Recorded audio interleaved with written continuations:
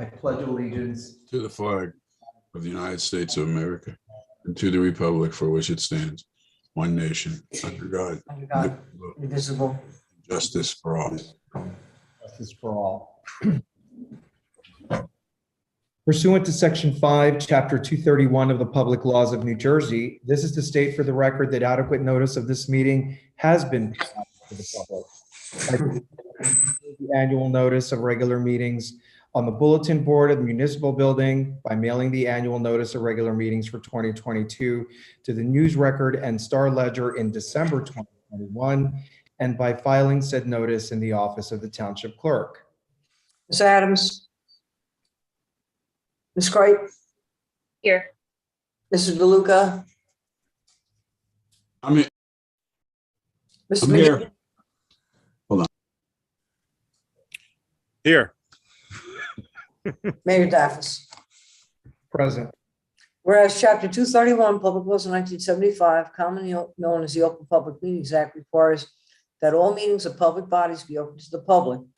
And whereas Section 7A provides that the governing body has the discretion to permit, prohibit, or regulate the active participation of the public at any meeting, and whereas desire the governing body to comply with the provisions of this act, same time to conduct its business in an orderly and expeditious manner, now therefore be resolved by the Township Committee, Township of Maplewood, that it does hereby prohibit, except as set forth in the formal agenda, active participation in deliberations of the governing body by the public, except as otherwise prescribed by law, does limit the public to the observations of the actions and discussions of the governing body at all its regular and special meetings.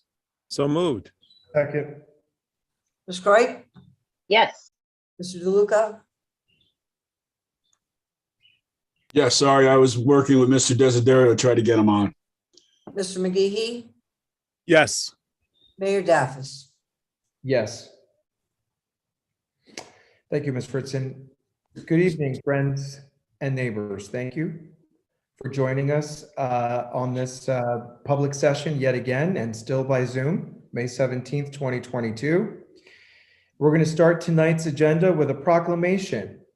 May is Asian American Pacific Islander Month, and we're very proud of that and look forward to wonderful celebrations of AAPI heritage in Maplewood starting this weekend. We'll be talking about that in a little bit tonight. I think the proclamation will be done by Deputy Mayor DeLuca. Then we will have our first public comment period. The first public comment period of 2 is for agenda items only. From there, we will set right into our agenda. We have 4 ordinances on final passage, reports from departments, administrative reports, and then reports from elected officials. Our discussion items this evening are 2.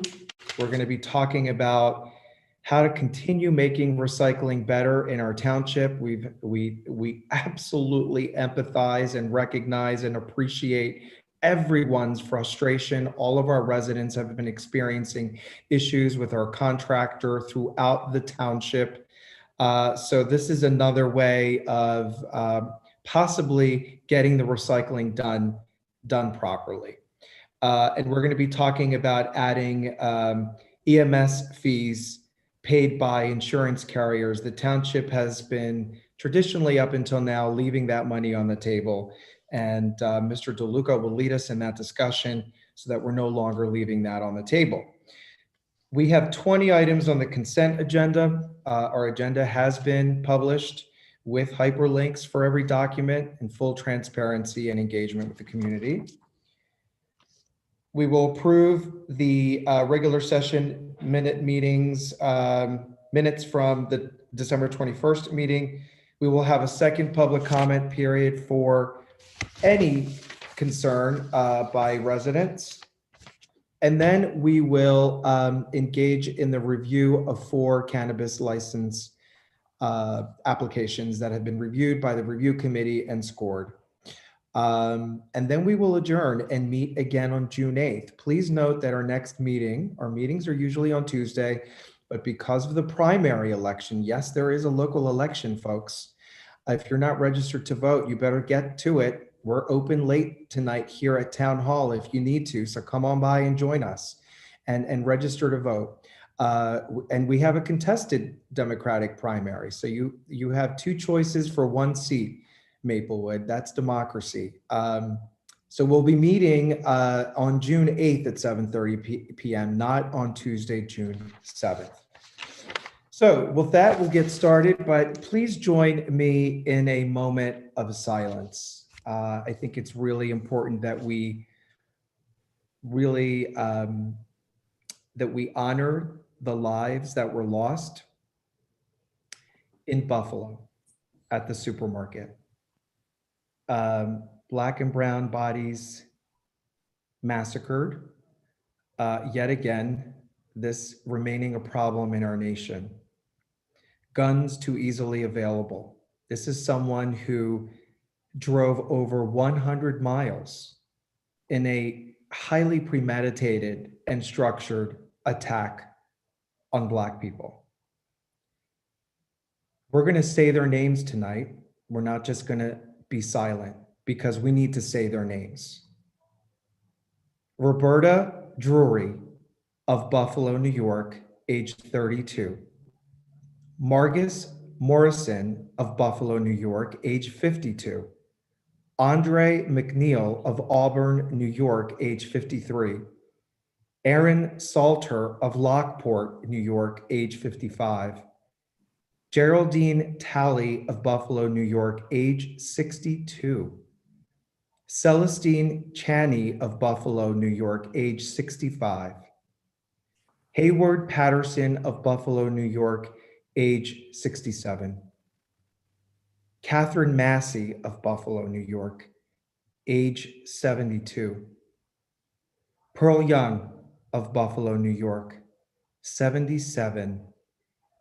Ruth Whitfield of Buffalo, New York, 86. There are three individuals, three people who suffered injuries, and thank goodness those injuries have been deemed at this point non-life-threatening. We wish them a speedy recovery. They are Zaire Goodman of Buffalo, New York, age 20. Jennifer Warrington of Tawanada, New York, age 50. And Christopher Braden of Lackawanna, New York, age 55. Our hearts and prayers go to the families and friends of those who were brutally murdered. We hope and we wish that their memories will be a blessing and help families and friends grieve and get through this terrible time. So thank you. Let's take a moment, please.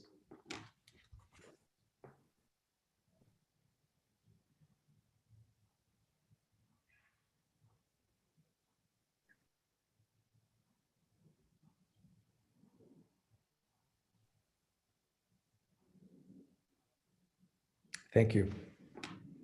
So with that, we're going to go into our proclamation. Deputy Mayor DeLuca. Thank you, Mayor. This is a proclamation for Asian Americans Pacific Islanders Month. Whereas Asian American and Pacific Islander Heritage Month is observed annually in May to celebrate the contributions that generations of AAPIs have made to American history, society, and culture. And whereas the month of May was selected for two reasons. First, to commemorate the arrival of the first known Japanese immigrant to the US on May 7th, 1843. Secondly, to honor the completion of the Transcontinental Railroad on May 10th, 1869, on which upwards of 20,000 Chinese workers helped to construct. The month pays tribute to the generations of Asian and Pacific Islanders who have enriched the United States history and are instrumental in its future success. And whereas while anti-Asian rhetoric certainly did not start with the pandemic, since the start of the COVID-19 pandemic, scapegoating our Asian brothers and sisters became a convenient excuse for making hate crimes and especially unspeakable acts of violence targeting the Asian community at large even more pervasive. And whereas the Township of Maplewood supports inclusion and belonging for people of all races, national origins, and ethnicities, it is critical to guaranteeing the safety and security of the American people. And whereas as a community, we must do our part to speak out against racism and stand up to hate wherever it may exist.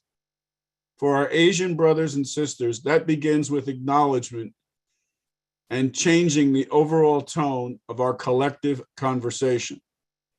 And even while that may not feel like enough, change starts with each and every one of us.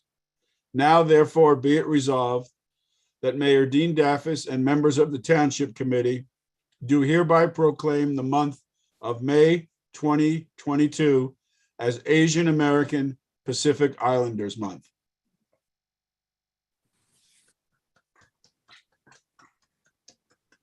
Thank you, Deputy Mayor DeLuca. That was nicely done. And we invite people to come out and join us this weekend for Happy Fest at the Woodland on Saturday and Holly on Sunday in Memorial Park.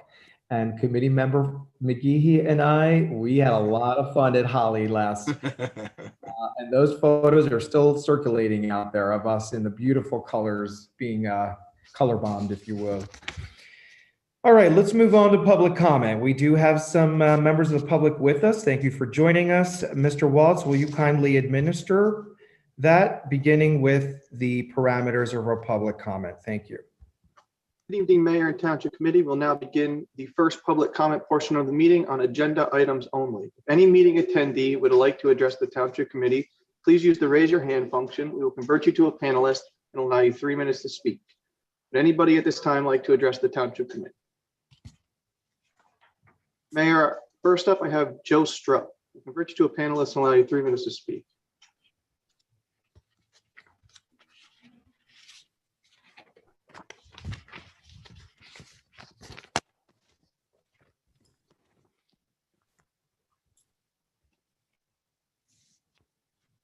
Hello? Can you hear me? Yes, we can. Welcome. Good evening. I'm here with Cynthia Farino, and I've talked to you about her sister, Carol Ann, who was killed 55 years ago, and of course, the subject of my book, Long Walk Home.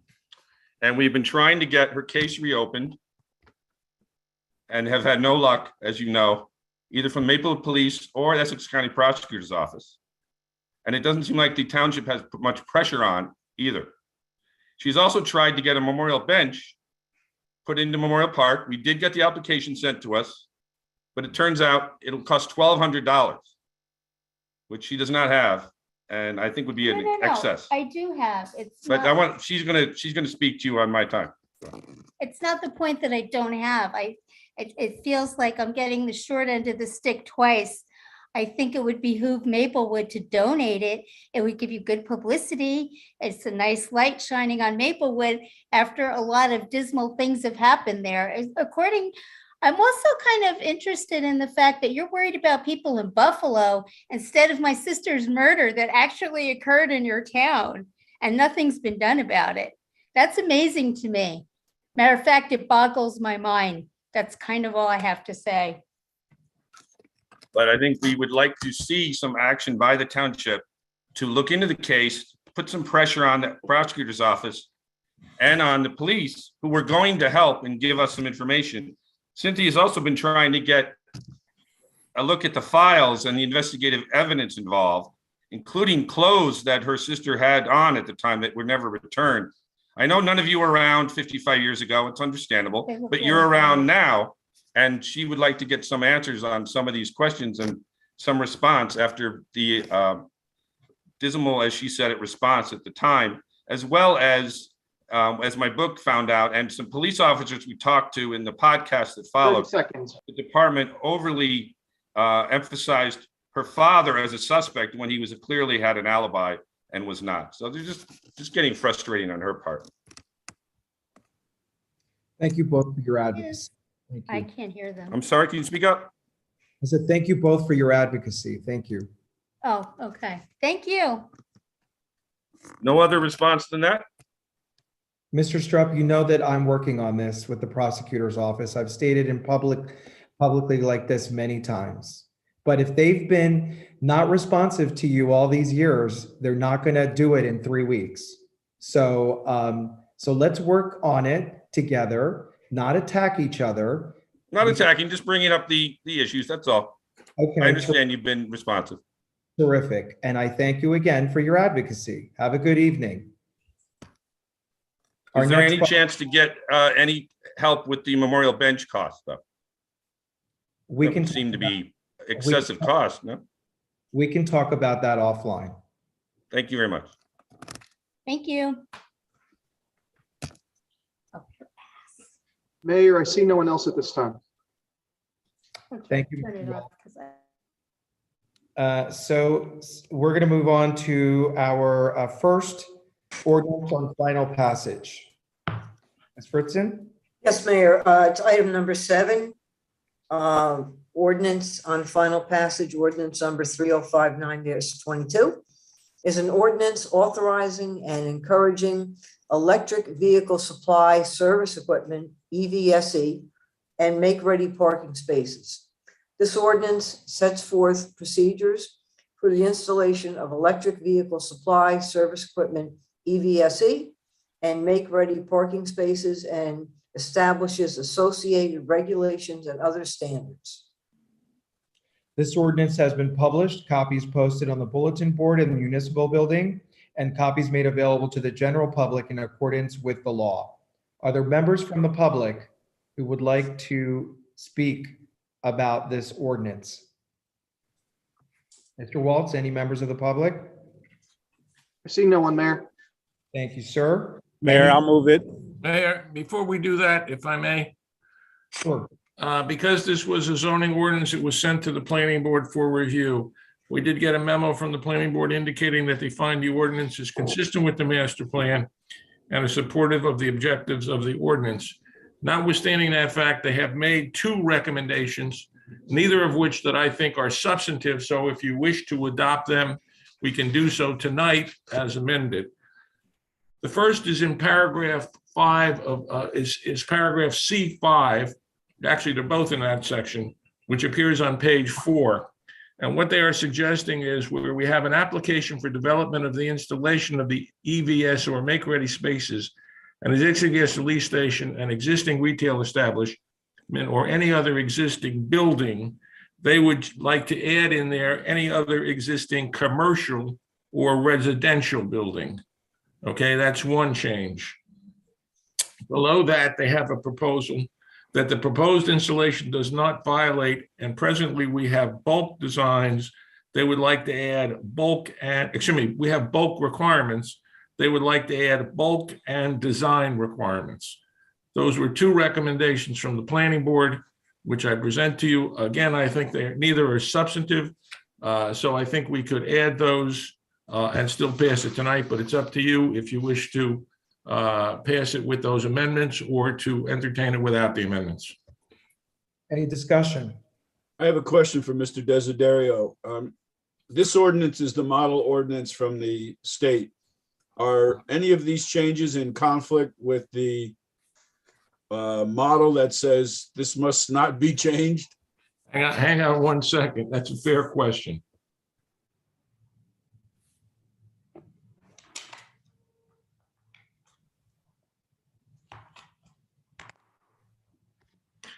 They are both with regard to section C, which specifically states section C of the model ordinance is mandatory and may not be altered.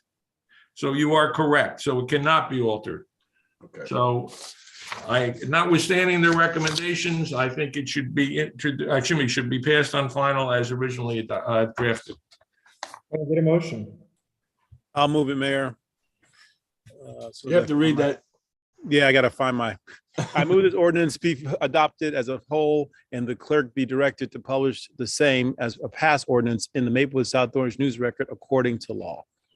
And I'm going to find my paperwork too. Second. Your part is easy. Seasoned veteran, no less. Second.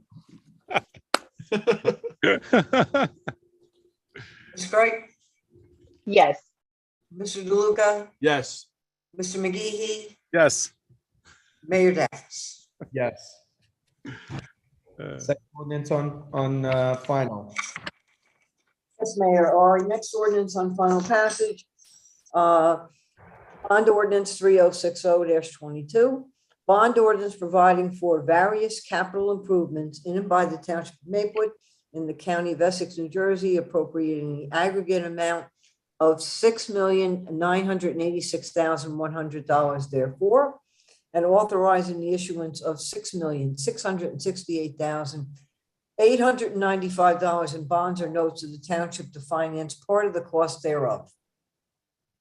Are there any members of the public who wish to comment on this bond ordinance number 3060-22? I don't see any. No one, Mayor.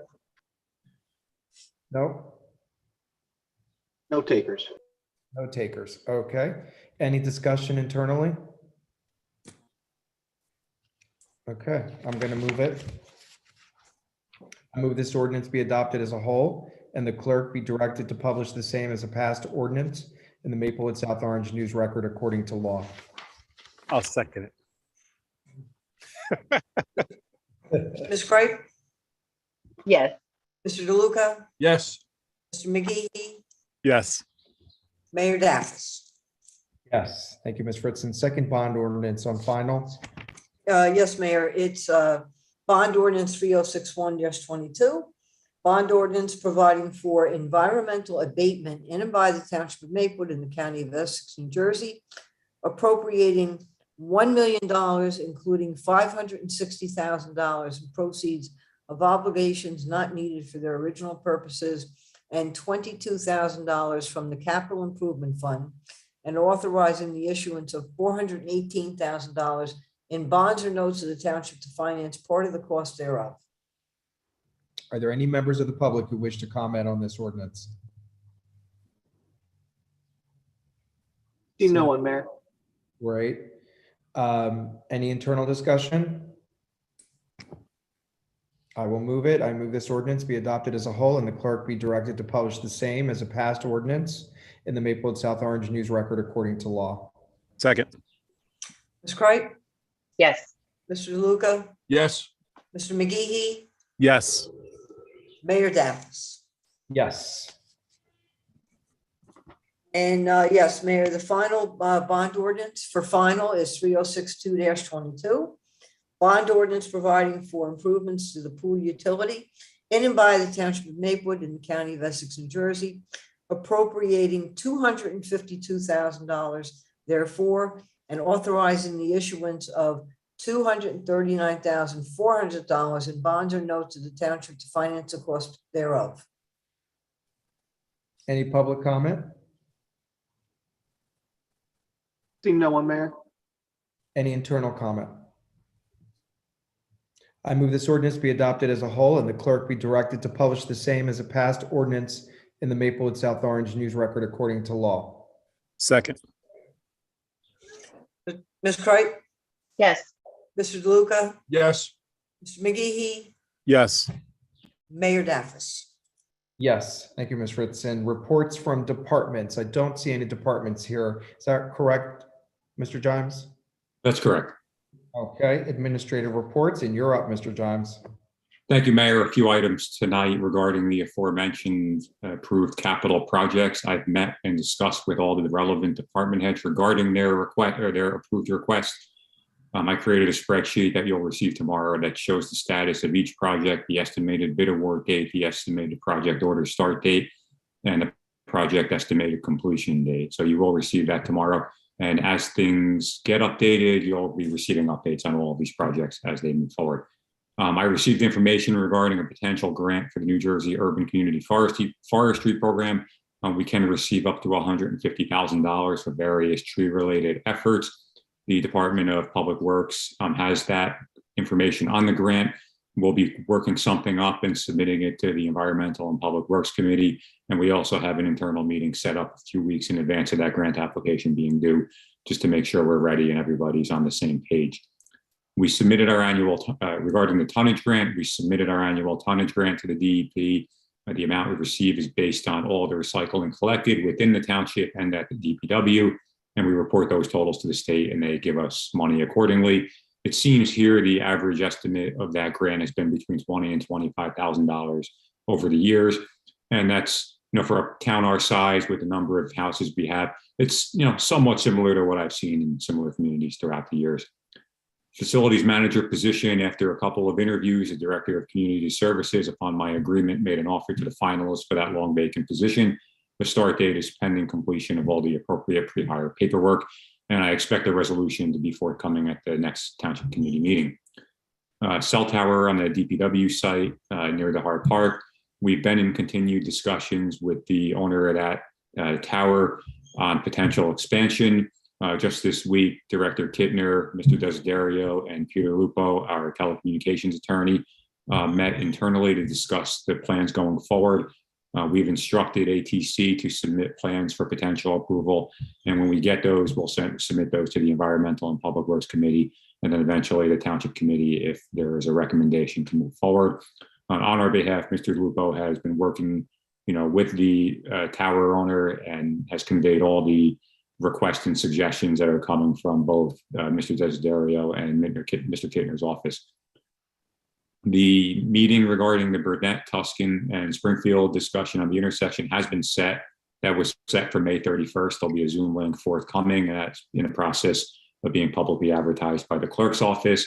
And lastly, as it relates to the meeting we had a couple of weeks ago about new vendors coming into the township, we've been pretty busy working with potential new vendors, and there's been a lot of interest in the people that attended that meeting to do work with the township. So, we're doing everything we can on our end to get them set up in our systems. So when opportunities arise, they'll be ready to, have the opportunity to work with us. That's all I have for this evening. If there's any questions on the agenda items, I'll be happy to answer those as well. Thank you, Mr. Gimes. Great report. Any questions from Mr. Gimes? Assistant Administrator Barnett. Just a few quick things for you all this week. So the main thing that we're working on actually is our Sustainable Jersey recertification. So we're just getting some of those final action items in. We already have enough complete to maintain our silver certification status. We're just trying to get as many as possible and show all of the work that Maple has been doing to further our sustainability efforts over the past 3 years, and making sure that all that work is recognized and that we share all of those lessons learned with the other folks who are also applying for recertification. In addition to that, most of the things that are going on my end of things are internal, just annual upkeep. We're going to be redoing the employee handbook soon, just some internal trainings, defensive driving, things of that sort, as well as just managing some internal requests. Something that's forthcoming is going to be our full launch of the GovPilot system. We now have all but one of our planned modules. All of our work has been handed over to them. So they're just putting on the final touches that we can launch that. And that will be replacing SDL with a bit of a more user-friendly version. So we'll be looking for the rollout of that over the next couple of weeks.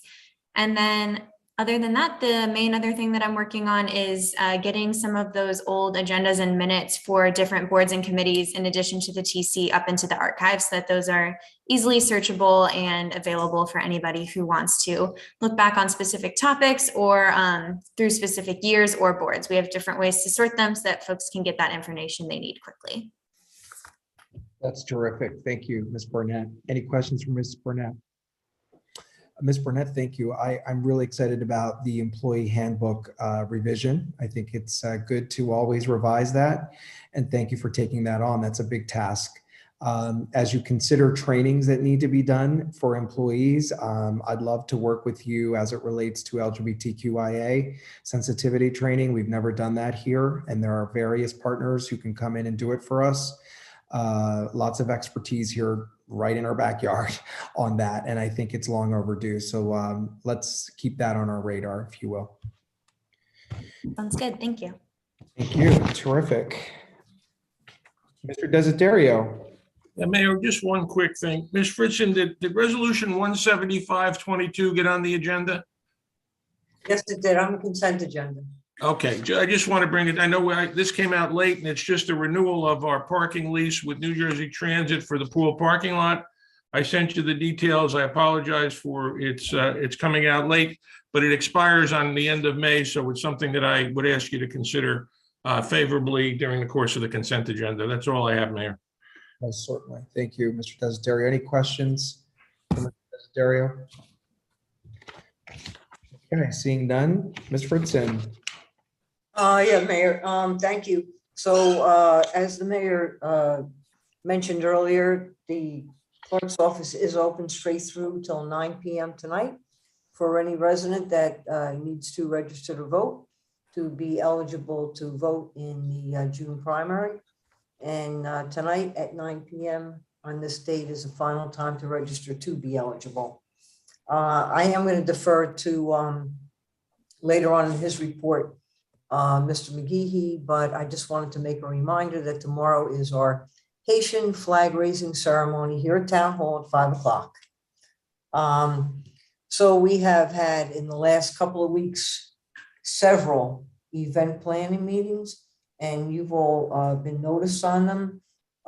We had 4 this past week, 3 the week before, and 2 more this week, because we have a lot of things going on in our township. Everything's opening up, and we like to, meet with the organizers just to make things smooth. So they're well received, people attend, and all of the departments are represented.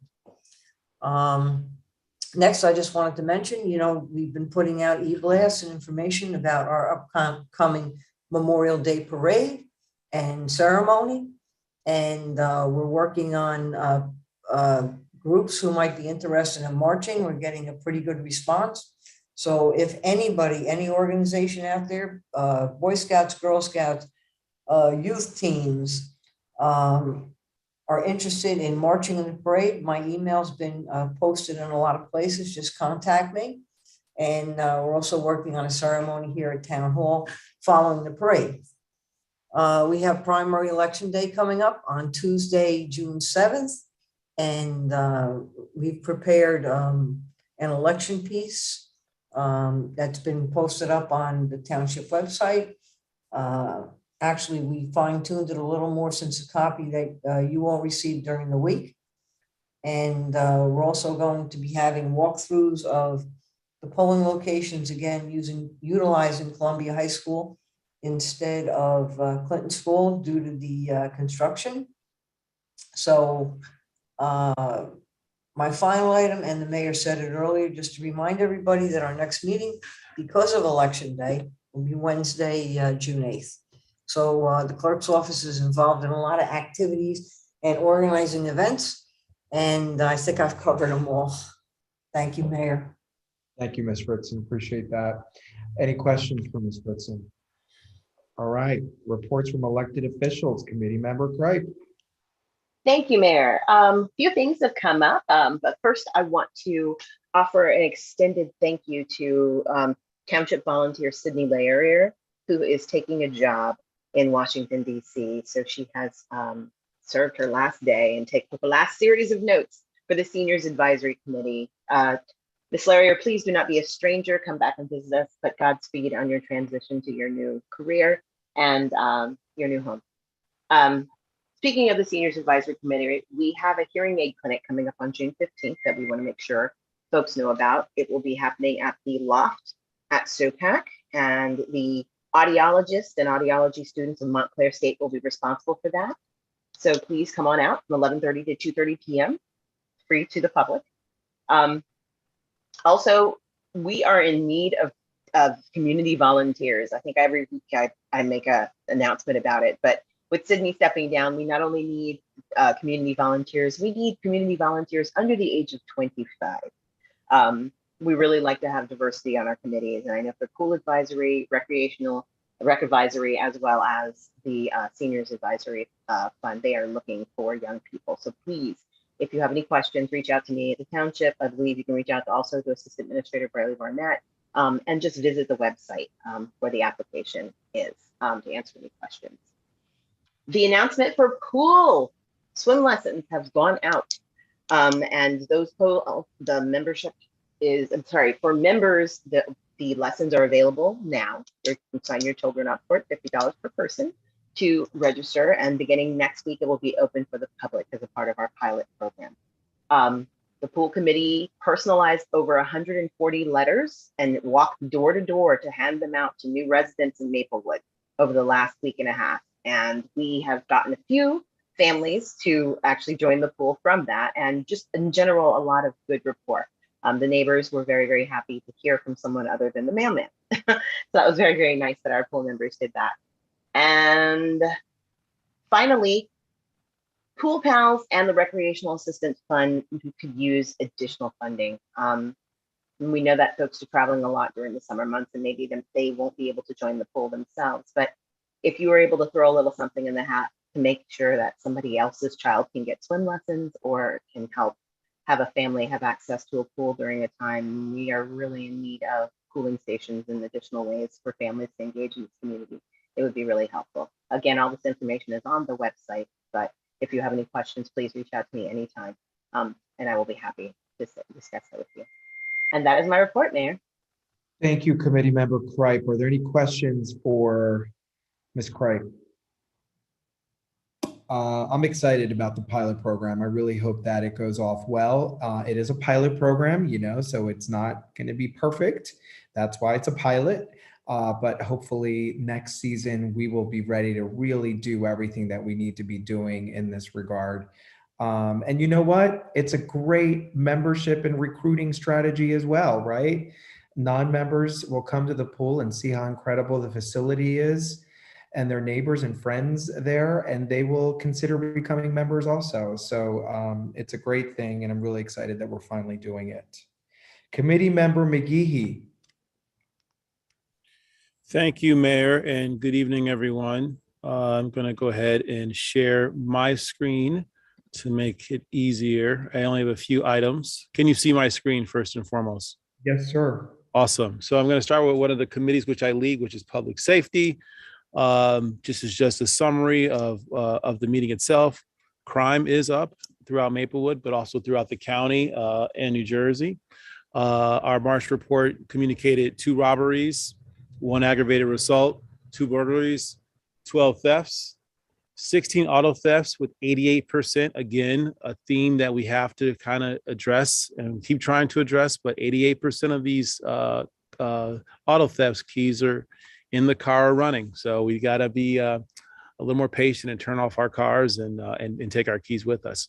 From a strategic perspective, our chief communicated that we're working what we're calling a target enforcement zones, which is to address these trends based off the data. And the PSA, which the chief wanted me to communicate to everyone tonight is, you know, use your locks and alarms while you're home and away. They're deterrents.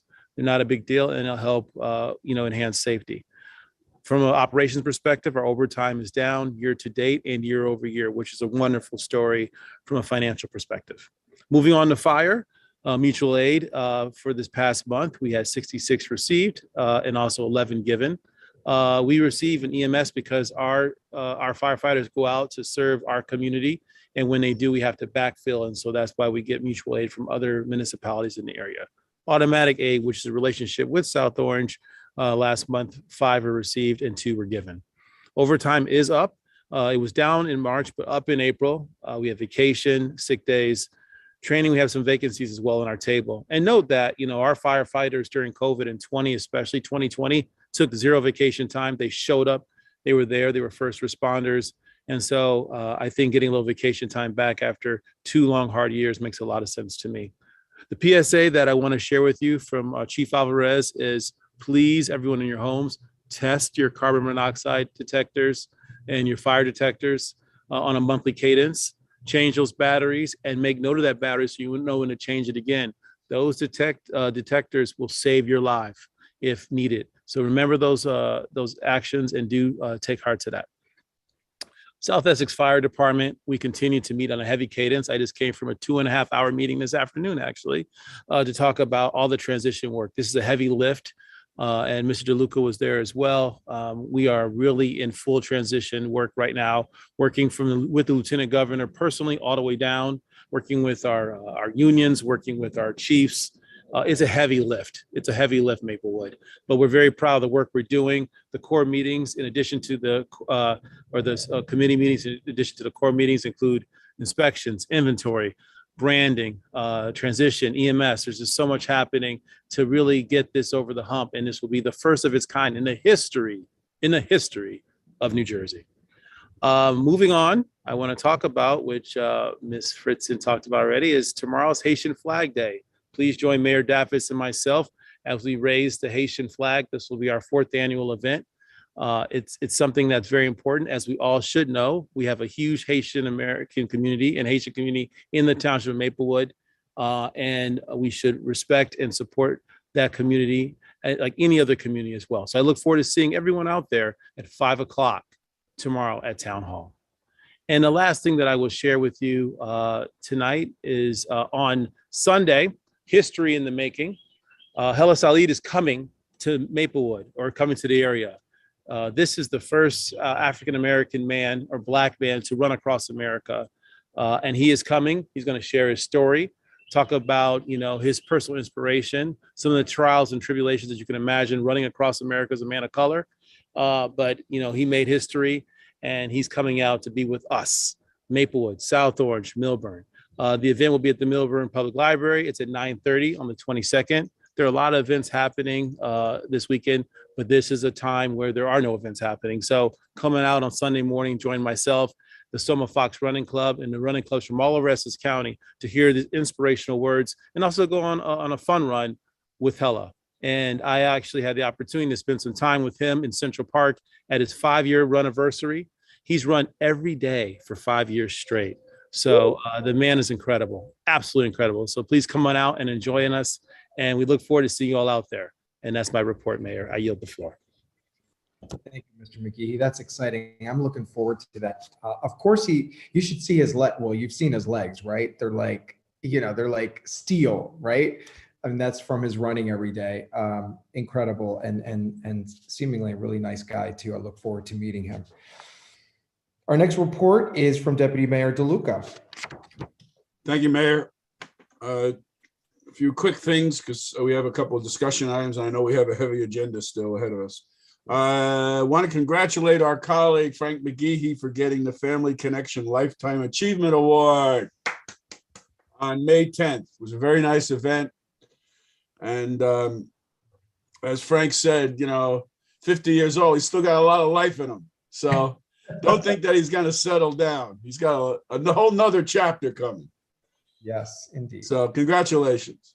Want to let you know that we are making Belima. We're down to every 2 weeks meeting with them, and we're finishing projects and bringing it for their final review. And hopefully the checks will be flowing next month or the month after that, but it's getting there. On Sunday, June 5th from 3 to 6 p.m., there's going to be a community fundraiser at St. Joseph's Church for Ukraine to support organizations working in Ukraine. So it's going to be a pierogi day. So come on out and have some pierogies.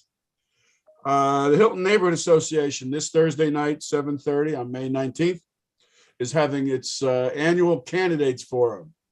So you can go on the Hilton Facebook page and get the download. It'll be on Zoom, and you're more than welcome. And then on June 1st, which is a Wednesday, at the gazebo, the Hilton Association will be celebrating its 27th anniversary in true concert with the Maplewood Community Band. So we'll be out there having a good time. And then finally, the Sustainable Essex Alliance, which is the group of 7 towns that we have put out bids to purchase electricity generation. We had bid openings today. Unfortunately, we had pre-qualified 3 companies. 2 did not submit any bids. The third only submitted a half a bid, and it was quite high over PSE&G. So we have a resolution on the consent agenda, which will reject all the bids. We have to do that as the lead agency for this. We will monitor the market going forward. What will happen is in September, We'll all switch back to PSE&G generating electricity. And then we'll look to see if for an opportunity, either the end of this year or early 2023, that we might be able to secure a cheaper and greener product again. And that's it, Mayor. Thank you, Deputy Mayor DeLuca. I want to share with the public that you and I and committee member McGeehee were able to attend the Holocaust Remembrance ceremony over at OHEB in South Orange on Sunday, after we had a lot of fun at Mayfest before that. It was such a powerful and moving ceremony. It always is. We're so fortunate to still have survivors who are alive, who can still remember and tell their important stories. So it was really interesting. I couldn't help but think the entire time how the past lingers in the present with everything that's going on in Ukraine, right? So many parallels. It was very, very moving. So that was wonderful. Last week, I had the pleasure of attending the Mayor's Conference, the annual Mayor's Conference, which was back in person for the first time since COVID. And, you know, there's some really good things that are moving forward and some things that we need to be watching. The energy tax receipt ordinance is moving. It's gotten a lot of support. We will keep watching that. And if we can get this thing passed in this legislative session, 2 years from now, the way it's supposed to work, it's going to be a progressive return of this money to the townships. We can look at getting, you know, close to $1 million per year in revenue that, you know, we have been denied for all these years. So that's exciting. There is a legislation that we need to, and I will do this at the next meeting, that we need to definitely take a stand against. There is some legislation that would allow the state to automatically zone abandoned or vacant office, mixed-use office buildings into multi-use housing. Multi-use affordable housing. Obviously, the intentions here are good, but this would be an unprecedented violation of home rule and home zoning. Currently, municipalities, including us here in Maplewood, we have the capability to spot zone in circumstances like this, and we have through redevelopments. And so on and so forth. So to give the state that power really opens the door to some things that will have unintended consequences. So we'll be following that very, very closely. And lastly, something that I really think we need to get on immediately, and I will be convening necessary meetings about this, is that we have clearly left a lot of money on the table, my friends.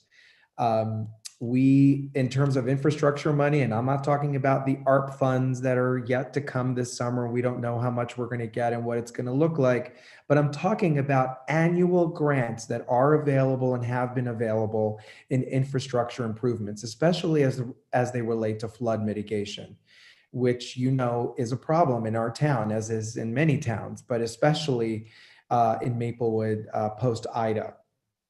So some of our vulnerabilities in our infrastructure in that regard have been exposed since the hurricane. For instance, FEMA has an annual, I'm not talking about FEMA reimbursements, FEMA has an annual mitigation grant that allows us to apply for the kinds of things that we are hearing from residents about river walls and sewers and you know, all kinds of flood mitigation and stormwater management. I did not know this before. I don't know if any of you all did. I also heard and was educated that we can also advocate for certain projects to be part of the state's budget. That's incredible. And some municipalities, some of my fellow mayors are already doing that with the governor's office. So we need to get on that. I made some really good relationships and contacts with the disaster mitigation recovery team that the governor has put together. And you betcha we'll be bringing those people to Maplewood to meet with us. so that we can move our projects forward, and do a better job of going after those grants going forward. And last but not least, we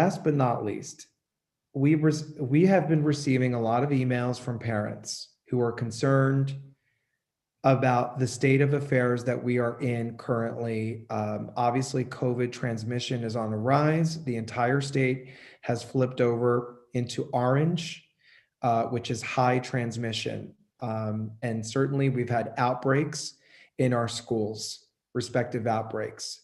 And the mask wars that we're seeing around the country, we're seeing them right here in town, and we're getting emails for and emails against. Parents are confused and they are reasonably concerned. And we have vulnerable people at home who may contract COVID, and because of their comorbidities will be, very, very compromised if they get it from a child that's come COVID. So we need to put together some FAQs to disseminate to the public through a public forum, just like we did back in the days when we were in the thick of this, where we had a public forum and we had our experts, we had a panel, and we were able to just have a conversation and have a dialogue and allow people to vent, not in the confines of this public meeting or in the confines of our BOH, and certainly not on Facebook and not by email, but let's talk to each other. So I've been talking to my counterpart in South Orange, President Cullum, about such FAQs and possibly co-hosting such public forum. And hopefully I'll have more details about that at the next meeting on June 8th, if not before then. So that is my report. That moves us into our discussion items. We have two. Both of them are going to be led by Deputy Mayor DeLuca. Deputy Mayor? Thank you, Mayor. I'm going to, let's see, we're doing the recycling first. I'm going to put up the map. So at our last Engineering, Public Works and Planning Committee meeting, the Department of Public Works proposed to us an idea that would change the recycling from 2 days a week to cover the entire town to 5 days a week based into sections.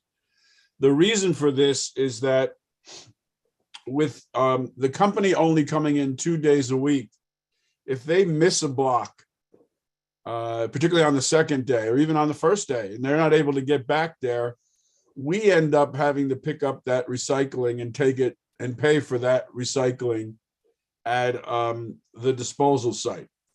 So the idea is to have a discussion, and this is not a final decision tonight. This is to authorize a DPW to move forward with these conversations. To have a discussion with Basso, our collection agent, our collection company, that they would be here 5 days a week, and they would start out, in sections 1 and 2 on Monday, section 3 on Tuesday, section 4 on Wednesday, section 5 on Thursday, and section 6 on Friday. That's the proposal. It could be amended. I think the most important thing is it is to our advantage to have the recycling company here 5 days a week, because if there's a problem or if we have holidays, they're going to be here anyway. So that's the recommendation from Engineering, Public Works and the Department of Public Works, that we look at this as an opportunity to think differently about the recycling. And what we're really doing is authorizing DPW to discuss this with them. If we were to do this, I would suggest we not do this till July, so that we could spend the month of June getting the word out and getting people prepared for this change. Thank you, Deputy Mayor DeLuca. I open the floor to discussion. I see Committee Member McGee, he already has his hands up. Thanks, Mayor. And yes, I spoke with Mr. DeLuca about my thoughts on it. It's a recommendation from the experts, right? It's our public works team that's going to do the work. So I'm in favor of it. I think the key, as Mr. Luca articulated, is going to be education. I live in Section 5, and I'm used to getting my trash picked up on Tuesday. Now that looks like Thursday. So I know that for myself and my neighbors all around me, I'm sitting outside tonight. They would need to know that and be prepared, because if not, they're going to look on us, by not being strong communicators. So I think if we communicate that, I think we'll be in a good place. So I would be supportive of this change. Thank you, Mayor. You're welcome, and thank you for your comments. Committee Member Cripe. Have there been any other municipalities that have done this in the past, or is that something that's going to be discussed with the DPW? And also, what's the additional cost? Because obviously it's not going to be free. So there would be no additional cost. They would do this because even though they would have more people here or more, they'd be here more days, they would reduce the number of trucks here because they'd have lower areas to cover or smaller areas to cover. Yeah, some municipalities collect recycling themselves, and so they don't use an outside vendor like we do. So they do try to balance it because they don't have large fleets of trucks and stuff. So they do tend to try to balance it one day, one section, or one day, another section, another day. So I don't think it's that out of the ordinary. We could certainly ask for examples of other municipalities. Okay, thank you. Terrific. So I too support this. I've had my own conversations with our public works superintendent. The idea here is to ensure compliance, better compliance than what we have been seeing. It's been just a hot mess all over town repeatedly, week after week. So maybe this will help them do the job better. I have two questions. The first question is sort of related to the existing discussion we just had with Deputy Mayor DeLuca and Committee Member Cripe, the issue of capacity. Do we think that they have the capacity to do this? In other words, to be in our town every day, knowing that they also have obligations in other towns? That's one of the things that we have to, nail down in our conversations and negotiations. We would have to change the contract, and they would have to, guarantee that they have the capacity to do it. Right. And that is sort of leads to my second question, which is possibly for Mr. Desiderio. Can we engage, do we have to change the contract to do this, or could we do like some sort of pilot agreement to see if this works? Or doesn't it matter? I mean, we can always. Well, no, I think the answer is, yeah, I think we have to, I think Mr. DeLuca's point is well taken, and that is the contractor has to agree to it. When we put the contract out for bid, we put it out for 2 days a week, and it was bid on that basis. All right, if the contractor is willing to enter into a pilot, I mean, the problem you have with that, Mayor, obviously, is the confusion to residents. If you go to 5 days, then try to go back to 2 days, I think that would be difficult. I think the contract runs February to February, is my recollection. So, the answer is, I think anything could be done, assuming the contractor agrees. Okay, and then lastly, what are the next steps? Is this going to go back to engineering public works one last time before? Yes, I think what will happen is those conversations, I believe they're even slated to start tomorrow with Basso. Then there'll be an agreement that we will look at it, engineering public works and planning, and then bring it back here to the Township Committee. Yeah, if I may, again, I'm a zero fan of a pilot. I think that is the worst. We would confuse everyone. We cannot do a pilot. We're either all in or all out. There's no pilots here. We need to move forward. So just for the record, no pilot. I think the key to this is going to be communication. Again, I will reiterate communication. And we need to use our communication channels that we've already established through Ms. Barnett, use our social media platforms, as well as our local press. This is a change to people's lifestyle. I'm taking the lens of a typical person who's running out the door thinking I got to get my recycling out and may forget. So that's the key to this. If we do it that way, I think it'll be efficient. Right. Yep. Okay, great. Yeah, I was only exploring. I don't agree as to a pilot as well, but I think we've discussed this and I think we have a plan going forward. And I'm aware that Basso has communicated that, you know, they would be inclined to do this sort of thing, but obviously we need to get more assurances as to their capacity. So great, we have a plan going forward.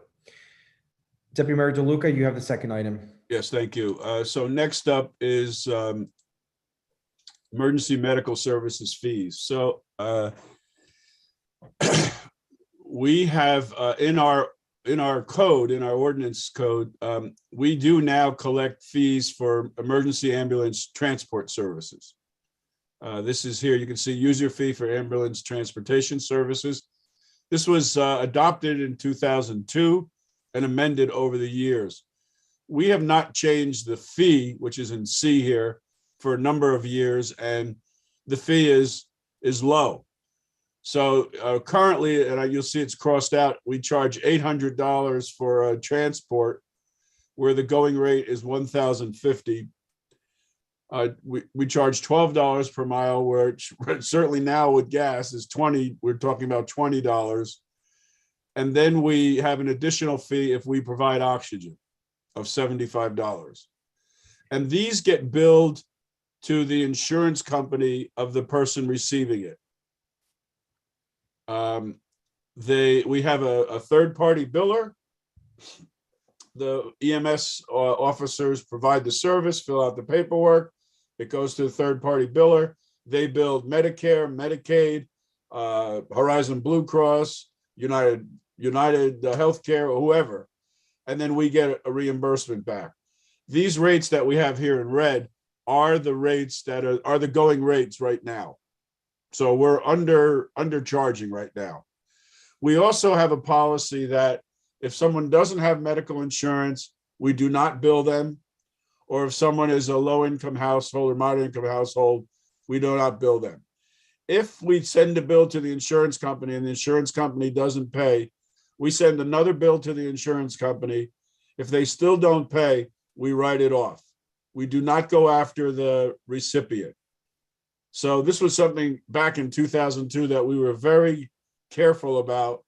We didn't want to be in a position where we would chase people for these bills. So this is really, insurance companies are paying this. It's done by other municipalities, and we can get the current rates if we're so inclined to changing the ordinance.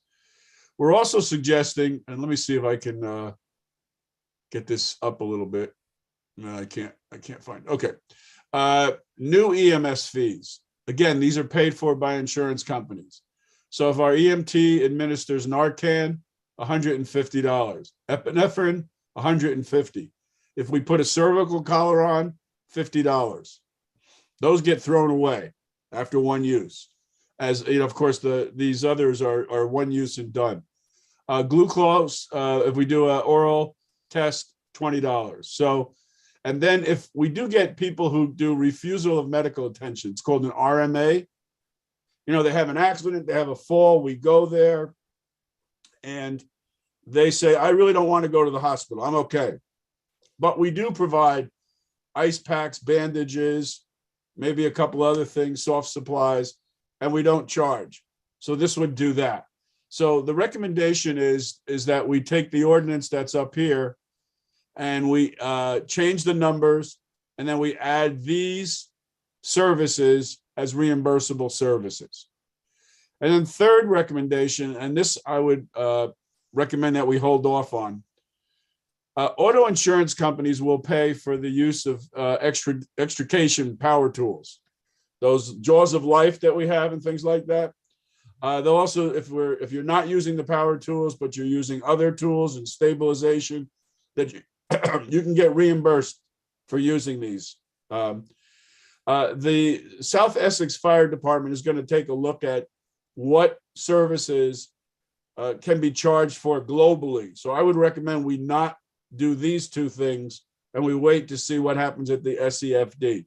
But I think the fire department and I am recommending that we make the changes here in red and that we add these 5 additional service reimbursements. Any discussion? Let's do it. Do we need a I thought it vote? was gonna be that easy. I would have spoken so long. Do we need a vote, Mr. Desiderio? No, Mayor, I have my directions are to draft an ordinance. I'll have it on for the next meeting.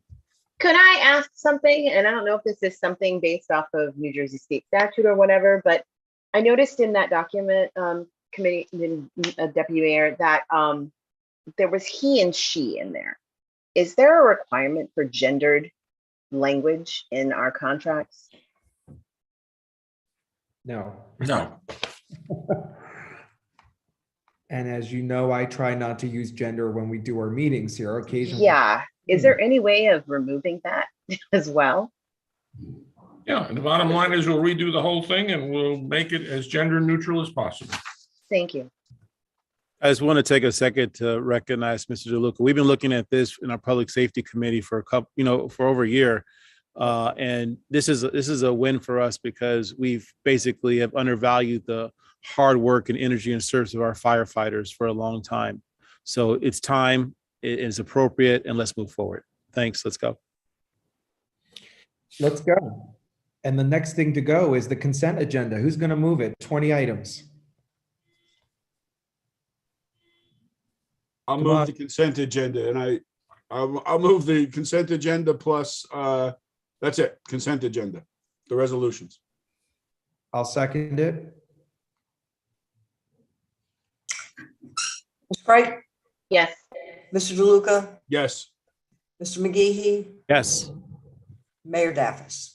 Yes, thank you, Ms. Fritzen. I need a motion on the approval of the minutes from the December 21st meeting.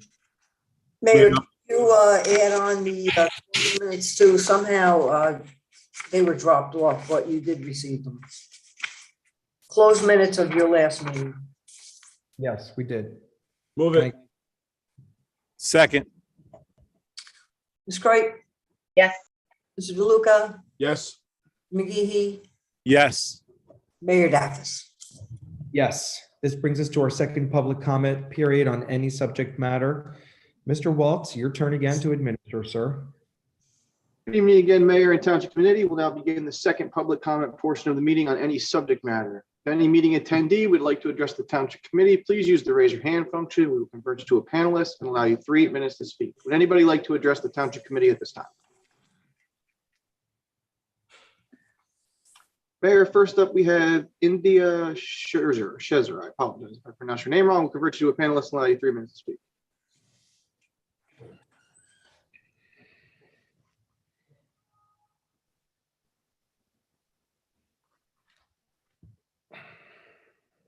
Oh, can you hear me now? Yes. So welcome. Good evening. Hi, hello, everyone. I have a question about the D Hart turf. There are a number of us who had volunteered to be on that committee. And while perhaps there's something going on behind the scenes that we don't know about, it would be great to have an update because it's really been a long time since that referendum took place. What is it, like 6 months already? And actually, truthfully, some of my neighbors and friends have asked me about it and are upset about the field because they feel like nothing has happened. So is something happening? Because none of us who had volunteered, well, I would say, I can't say none of us, but I and a number of people I know who had volunteered to be on that committee were never notified, and we haven't seen anything about what's going on. I'd appreciate some updates. Thank you, Inda. That's a fair question. I'm going to volunteer committee member McGehee to give an update on the task force if there is an update. Yeah, sure, Mayor. Thanks for that. I mean, at this point, we've had a couple of meetings. We segmented the task force among field maintenance and prioritization. We went and moved forward using our department heads to lead that.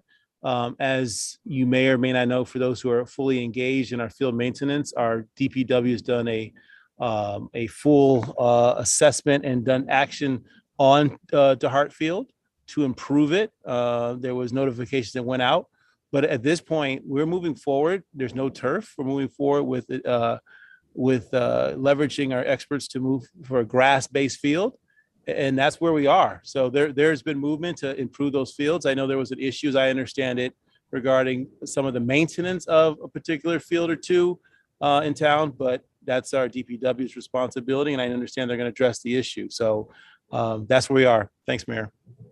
Thank you. Thank Deputy you. Mayor, you're the chair of the Engineering Public Works Committee. Do you have any additional information? Just that they started some silting of sand, where they've come in and they've cut some strips and they're putting sand in there to try to help with some of the drainage. So that's going on now.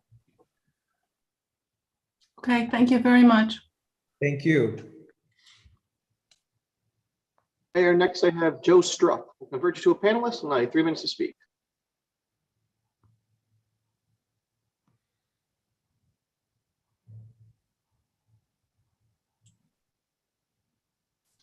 Hello. Hello, Joe. Hi, I'm back again. We can hear you. Oh, good. I just wanted to share the petition that we had put out a while ago. It's got more than 180 names. People, I didn't get to do this last time. My apologies. This is the petition on change.org. We put up a while ago. It has more than 180 names. People urging that you seek to help reopen this case and get the justice that we had talked about earlier. I appreciate your time, but I still think there's more that could be done by the committee to put pressure on at the county level and at the and for the police department, who had originally been willing to help and then suddenly stopped, as my book explains. It's not even about that. It's more about helping Cynthia Farino and her family get some justice and some memory for her. But this petition was signed by more than 180 people just a few weeks, and that's the link. I put it in the chat. I think you can get it there. If not, you can go to change.org and look for Justice for Caroline Farino. And I think, again, there's pressure that could be put on, even passing a resolution or making some public stand to urge that this be reopened, or that she at least get a chance to get access to the files that you would think a surviving member of a murder victim would be able to get. So just wanted to pass it on. Thank you, Joe. Thank Appreciate you. it. Thank you. Mr. Waltz? Mayor, I see no one else. Okay, so we are now going to move over to our review of our cannabis applicants. We have 4 of them, and I think we're going to review them in the order that was published in our on our agenda.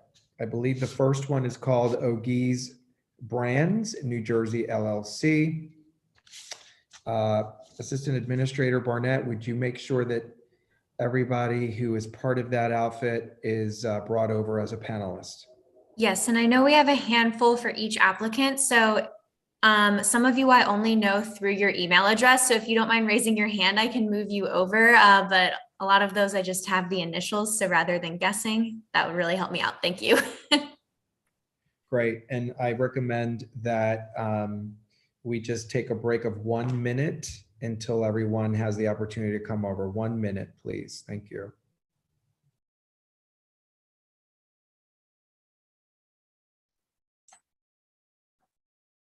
Hi there, how are you? Can you hear me? Yes. Great. Thank you for the opportunity to present to the Township Committee this evening. Brandon, I think we're taking, they said a 1 minute break. Oh, did they say that? Yes, sorry. I think that it was right when I moved you over, so you might have missed it. But yes, we're just doing a quick 1 minute break to reset as y'all were moved over, and then we'll start.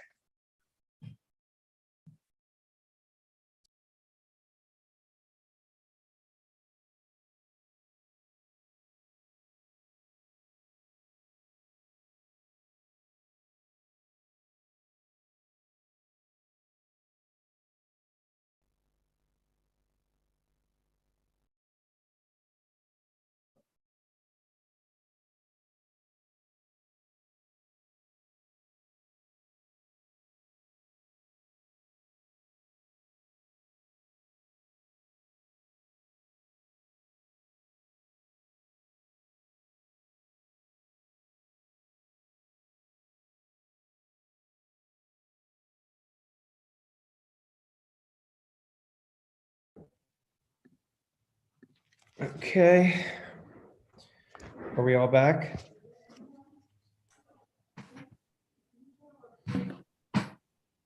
Okay, terrific. So who is our principal presenter for this applicant? That would be me, Brand Noonan. Mr. Noonan, good evening. Thank you for your patience. You sought through the rest of our, the earlier part of municipal governing body public session. You see how the sausage is made, sir. Yes, it was lovely. Thank you.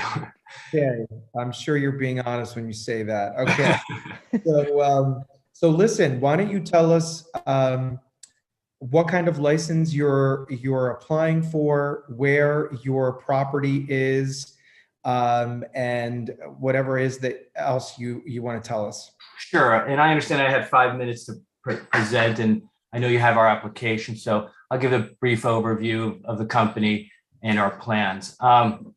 So we are applying for a manufacturing license. Just to give you some background about who we are and get a little detailed. While we're a startup in essence, we bring extensive experience to the company. With respect to me personally, I have been an attorney for over 15 years and got in the cannabis industry about 2017 when my law firm became one of the first national law firms to start a cannabis practice group, which I was a part of. At the same time, my mother, who started one of the first cannabis edible manufacturing companies in Arizona, was diagnosed with leukemia. And at that time, I started assisting her, predominantly providing her with legal and regulatory assistance. When she passed away in April of 2020, I succeeded her as CEO and began running the company. Eric Dean, who is one of the partners here in OG, New Jersey, began assisting me and providing his robust business expertise. He has about over 20 years of management experience in a variety of industries, including consumer products. Allison Zuckerman, who's also on here as well as another partner, and she has over 20 years experience in sales and production, as well as consumer goods as well. Just to get back to that little bit of background, by the time of my mom's passing, the company had transitioned to a single product company that that was now producing one product. It was known as OG's soft chewables or gummies. By the end of 2021, it had become the leading product amongst edible soft chewables in the state. So our goal is to bring that high quality product to home here to Maplewood and in New Jersey. Regarding the product, as I mentioned, it's a soft chewable. It's fully infused type of product. It's accurately, consistently dosed. It comes in multiple flavors and is in 2 strains. It would be in a sativa and an indica. It would be available in 10 milligrams dosage per bag, which would include up to 10 chewables per bag. The Arizona operation has consistently adhered to the highest quality standards and best practices, maintaining a clean record of pure regulatory compliance throughout its history. As for the production facility, we have entered into an LOI to lease about 3,000 square feet at 220 Rutgers Street in Maplewood, which we are close to finalizing a lease for. It's properly zoned for manufacturing. It's perfectly situated for us. It has a loading dock for easy receiving and distribution. It's in the area of other light manufacturing businesses, has good sufficient street parking, and really has no impact on residential properties given its location. The premises actually is part of an underutilized portion of the manufacturing facility of a longtime Maplewood business, Union Tool and Mold. The owner was not utilizing a large portion of the facility. So our tenancy actually has the opportunity to refresh an existing space and really actually provide a new business without significant construction or rezoning at all. Our production process, it's a scalable, low impact, efficient process. We do not require high volume of water. We do not use natural gas, meaning we have fewer immediate emissions. We have a low risk of fire because of our all electric production. Ideally, the goal is it allow us to move to 100% renewable energy in the long run. We do not, because we use cannabis oil, we do not use actual flower in our manufacturing. There's no emissions of noxious odors in day-to-day operations. fact of the matter is, ideally, you won't even know we're there. We understand the importance of security and safety in all of our measures, given our experience, my experience back in Arizona. We have retained a third-party national security consultant, Sapphire Risk Advisory Group, who would be assisting us in installing a comprehensive security system that would be compliant with all regulatory and best practice standards. As for the product safety, at the end of the day, our product packaging and labeling be compliant with all regulatory requirements, including everything from sealed packaging upon sale, child resistant, resealable resistance, having all appropriate required warnings, including use, pregnancy, risk, and so forth. List of ingredients, active, inactive, include nutritional information, dosing, consumption information. And that's on top of generally all of our initiatives that we would undertake to educate consumers in the community, because at the end of the day, safety, one of the things that's key to safety is education about products like this. And we have extensive experience knowing how to educate the marketplace. Last point I want to just draw on is the fact that is our place in the community. As local residents, all three of us are longtime residents here in Maplewood. Literally, I can see the town hall from my window right now. We all live on Park Road. Actually, Allison's on Mountain View, but that's okay. But one of our main goals is to support the growth of the township by adding to the economy, helping raise the profile of the township statewide, nationally. As an employer, we would expect to bring about 20 to 30 full-time and part-time jobs to the township within the next 2 to 4 years, from entry-level hourly staff to experienced managers. And that kind of diversity of type of employees really will provide a broad range of individuals who we can draw from Maplewood, South Orange, and surrounding communities. Just like we noted in the application, we expect to provide hourly staff wages with no less than 15-hour minimum wage, benefits including medical, paid time off, leave benefits, maintain a commitment to diversity and equal opportunity in all of our employment practices, casting widest possible net for recruitment, tracking diversity results, and so forth. At the end of the day, because one of the goals of the overall company is a multi-state expansion, because key executives, including myself, the CEO, would be here, Maplewood could become the hub of essentially what amounts to a national growing company, which would be an ideal attribute. And finally, as part of being good neighbors, we are committed to giving back to the community, being active participants in the civic and business community. We identified 3 key areas where we would look to give back. The first one is drug policy reform and harm reduction.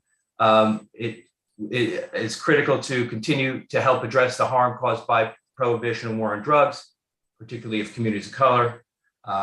We would look to make contributions to Maplewood and South Orange municipal alliances.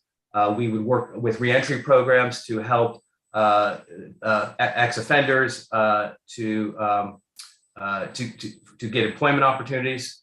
Work with also local schools and helping with drug education, particularly around as it relates to cannabis use and consumption. The second area we look to contribute and give back extends from something close to me in the company, which is cancer research and support. Cannabis legalization began as alternative medical treatment. My mother was a champion and pioneer of that back in Arizona in the early days. She was one of the first folks who started a business back out there. And then she championed as a patient as well. So we look to maintain that heritage and continue that with various programs. Right now, we have looked at the Valerie Fund, which works with cancer patient, childhood cancer patients. There's RJW Barnabas has a cancer education and early detection programs. And then lastly, food security. The 3 of us already have done quite a bit of work with MEND over the years. They are a coalition of food pantries, and we've done food drives and fundraising with them, and they would be somebody we'd look to partner with as well in continuing those initiatives. So in conclusion, I mean, our goal really is multifold here. It's to bring the benefits of a high quality product to our hometown, to be active participants in the business and civic community of our town, and to ultimately help this budding industry in our state. So that's it in a nutshell. And I, welcome any questions anybody might have. Yep. So we're going to start with questions from the committee first, and then we'll open it up to public comment if there's members of the public interested in asking any questions. I clocked you in at 9:18. Oh, 9:18. But you know what? You covered a lot of good ground. Thank you. You covered security, odor compliance, low impact on residents, traffic, community give back, diversity and inclusion, and so on and so forth. But there's going to be some questions on these components. So let's open the floor to my colleagues. Mr. McGehee, I think you're trying to. Yeah. Thanks, Mayor. I mean, I just want to say that the presentation was excellent. You did your research and your homework. You must have listened to me grill Apothecarium because I had some issues with them. I didn't. Well, I'm a lawyer. This is what I do. Well, I am pleased to hear your thought process about looking to work with those individuals who unfortunately were incarcerated because of the use of cannabis and how it's impacted their lives forever, and trying to find ways to reverse that. I also like the fact that you work with MIND. As you people know, I'm very close with Robin and the MIND program. Work closely with them, so I like giving back. The cancer aspect touches home with my mom, who passed away of cancer as well, and then also the license you're looking for is a little bit unique from the ones we've heard previously. So I really don't have any questions. I think really it's for me to see the follow through in some of the things you've outlined. And that's something I'll be very keenly watching, especially as residents of Maplewood. So I yield the floor to Mr. DeLuca or Ms. Cripe. Ms. Cripe? No, I have no questions. You covered it and very well, so thank you. Mr. DeLuca? Thank you for your presentation, and your application was very informative, and you answered all the questions. I wanted to dig a little deeper in 12.5 environmental impact and sustainability. You have a sentence here that says, because we do not anticipate using or processing the actual cannabis plant, relying instead on oil, as you testified, the facility will not emit any noxious odors in its day-to-day operation. Then you say, nevertheless, we will ensure that in the event there is any such order, the production facility will have proper ventilation management in place to prevent the escape of such odors beyond the borders of the property. Now, this property is on Rutgers, but nearer to Newark Way, and that's where we begin the residential area there, and on Field Road. So my question is, A, what kicks off in the event? Who has to say that? Is it your judgment? Is that you're only going to do something if we cite you? And my second question is, what would be the proper ventilation management? Is there a state-of-the-art ventilation system now that you would be looking at? And would you be willing to share that? So my response is this: I have never ever smelled any type of distillate oil that gives off any type of odor. So that was me saying, in the event there is anything out there that causes odor, we will obviously address it. But I was not going to expect any type of manufactured distillate oil in this state to be any different than any type of distillate oil in any other state. I would say that when the odor that emits from an actual agricultural canopy is there's no you don't need a test. It literally, you can smell it blocks away. It is that pungent, even with absolute high state-of-the-art odor mitigation systems in place. So my brother out in Arizona handles our construction.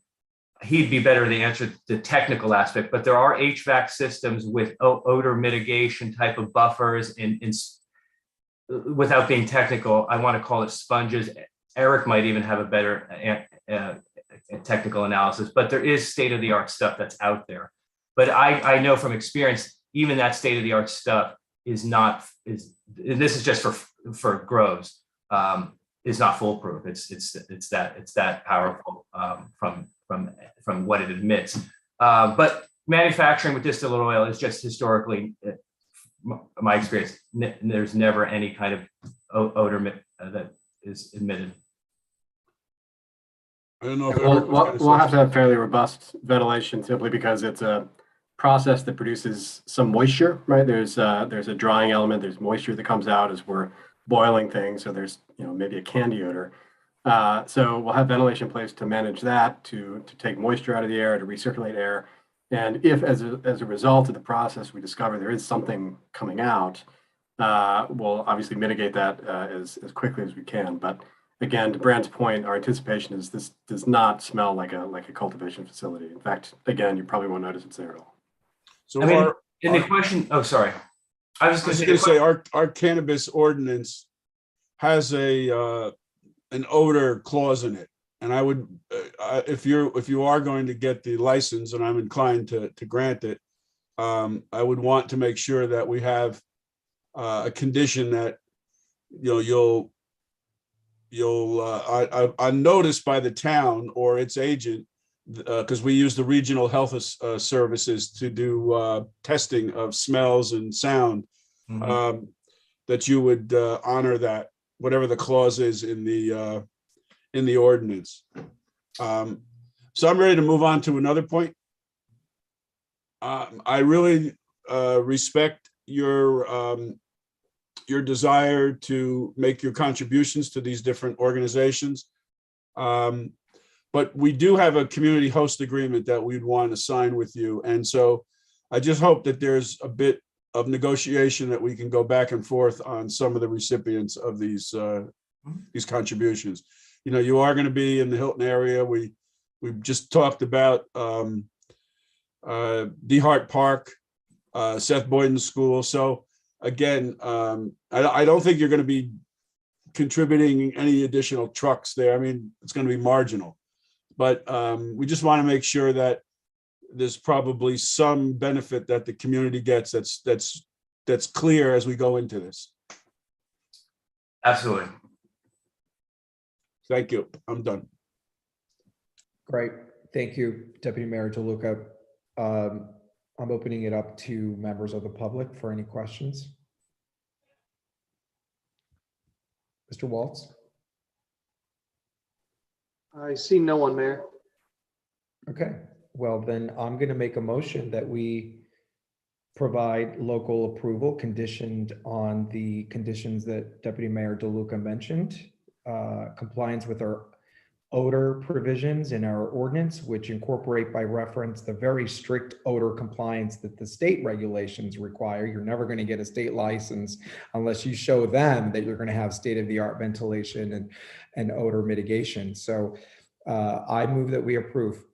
I'll second that. Ms. Cripe? Yes. Mr. DeLuca? Yes. Mr. McGehee? Yes, congratulations. Mayor Daffis? Yes, congratulations and good luck with the state. They're the ones who have the final say. But thank you very much for investing in our town. Thank you. Thank you Thank all. you. Appreciate it. Good night. Appreciate it. Good night. So we're going to give them an opportunity to segue out, and we want to bring in all of the relevant parties for Noir Dispensary. Mayor, since it's 9:08, I'd like to make a motion that we continue past 9:30 to conclude the hearing of the cannabis applicants. Second.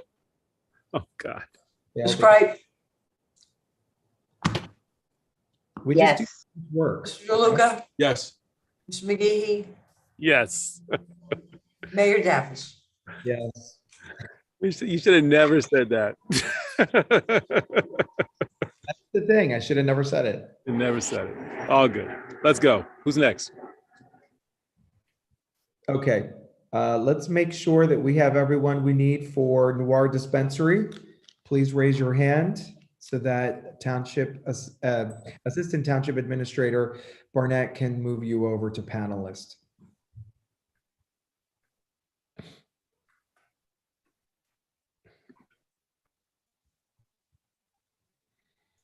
Is Mr. Noonan on this one too, or is he? No, he's finally. He's done, right? Yeah. I just want to go back and listen. Well, you can. Yes, you I'm can gonna be in the move you audience. back over. I don't know how to get out of here. I We'll got do you, it. don't worry. We'll do it. We'll take care of you.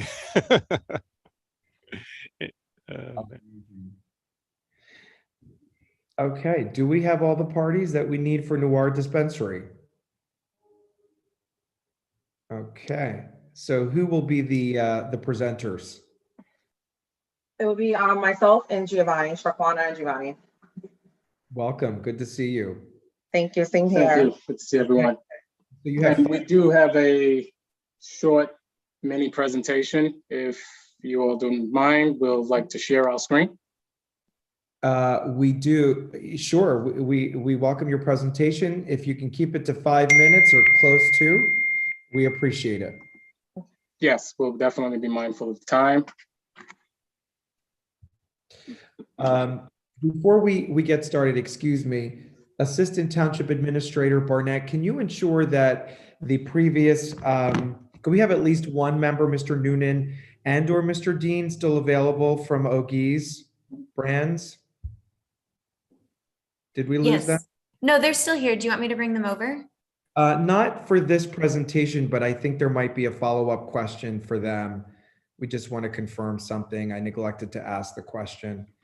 Okay. If that's okay. And we thank them for their willingness to stay on. Okay, terrific. Take it away. Hi, everyone. My name is Shaquana. Tonight, I have with me Giovanni Paul, also our attorney, John Mackwich. We also have our consultants, Emily and Beth as well, that's online with us. So I'm going to go over a brief presentation. I promise we'll try to keep it to 5 minutes about Noir Dispensary. Just to start, Noir Dispensary is a certified minority women-led micro business. We're seeking a cannabis license in Maplewood. I'm the president and store manager. We're happy to be in Maplewood. I'm originally from Brooklyn, New York. I moved here about 6 years ago with my family, my husband, and my 5 children. I have over 20 years experience in the social service field where I work with victims of domestic violence, sexual assault, as well as homeless prevention and community outreach. Our goal here basically is to give you a little overview of what Noir is going to bring to Maplewood Village. So I'm going to have Giovanni give you a brief overview of our odor mitigation, as well as I'll have him take over because I don't want to waste time. Thank you, Shaquana. Good night, everyone. My name is Giovanni. I'm a first-generation Haitian American. I hold a degree in business administration. My professional background is a span of over 20 years in the fintech space, real estate, and business development. My passion is to create opportunity for disadvantaged groups. One of the things I would like to highlight is together, Shaquana and I, we currently own 2 My CBD Organics locations. We currently have been successfully operating in Maplewood Village. Our customers love that we offer a wide variety of products from edibles, sublinguals, topicals, and inhalables. And we pride ourselves on educating the consumers to removing the stigma in the cannabis. So in the next few slides, I'll be covering a brief overview of our security, odor mitigation, and congestion plan.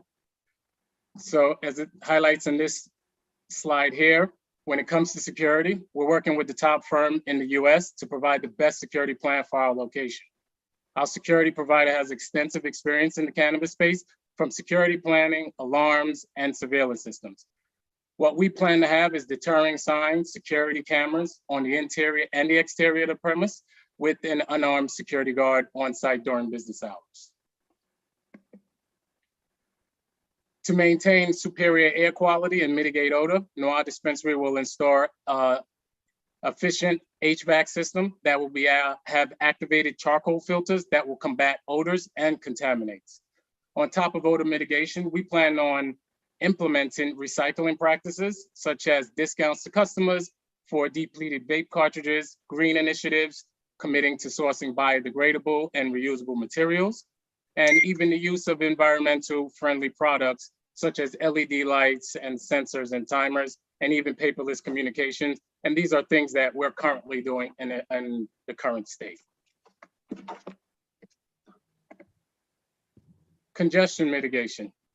In doing our due diligence, we visited the pioneer states such as California, Colorado, Massachusetts, and we've gathered some useful processes that we plan on adopting and implementing as well. Parking, to reduce the strain on municipal parking areas.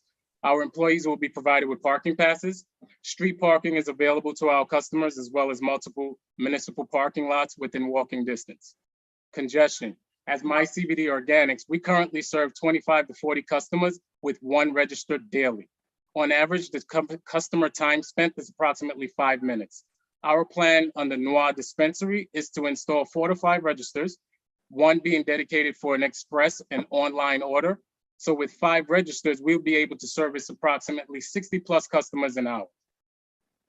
We plan on leveraging technology to further reduce the customer wait times, having an online presence for customers to purchase in advance, offering curbside pickup, utilizing 15-minute curbside parking, having a bud tender on the floor to assist with customer flow and address any customer questions. Customers can also use the platform to conveniently schedule pickup times, utilizing a delivery, conveniently scheduling pickup times. And once CRC finalizes the delivery process, we plan on utilizing a delivery service as well to further mitigate that. On this next slide, this is a proposed layout that will highlight the registers, the multiple registers. Oops, sorry. As I mentioned, and with that, I'll turn it over to Sharquana to cover overall diversity initiatives. All right, so as I mentioned before, that we're a certified minority women-led business. We are 100% Black owned. We are deeply passionate about an effective diversity plan. We basically want to foster a culture of inclusion and diversity. That's important and near and dear to us. We want to be able to represent the diversity that Maplewood already has by showing who we are and what we're going to bring to Maplewood. Currently, we have employees that represent that, but our goal is to have 70% of our staff to basically qualify as diverse hires. So our focus is basically to hire minorities, to hire women, to hire veterans, as well as individuals who identify with LGBTQ+. Giovanni and I are very passionate about social equity, and we totally believe that social equity, diversity, and inclusion is crucial to having any business, any successful business. For us, we want to see representation of people who were impacted by the cannabis laws in the past. So for us, hiring hiring ancillary businesses, basically showing these numbers that we want to include everyone and be very supportive. On top of our commitment to social equity and diversity, we also want to have a plan of a commitment to Maplewood. We want to hire within. We want to have at least 10 jobs. We're going to add 10 jobs to the community. We're a micro business, so we're only allowed to have up to 10 employees. On top of that, we're going to allow employees to volunteer in the community. We're also going to provide workshops dealing with domestic violence, substance abuse, harm reduction, social justice. That's something we already do, and we want to continue to do in Maplewood as well. We want to stay active in the community. We want to basically give back in terms of sponsorships and donations. We currently doing now, we want to continue to work with Maplewood. We work with Soma Chamber of Commerce, we work with Maplewood Village, we work with other nonprofits in the area, and we want to continue to do so as well. We're going to conclude our presentation. I hope we didn't go over the 5 minutes, but if you guys have any questions or concerns, we're here to answer. You only went over by a minute, so very impressive. Very, very impressive. Thank you for your thoughtful and comprehensive presentation. I think you're going to get some questions from the committee first, certainly about traffic and parking and that sort of thing, because we are talking about Maplewood Village as a small footprint. I think you addressed some of that, but there may be some additional questions about that. So let's open up the floor to my colleagues. Anyone? Can we have the shared screen removed? Sure.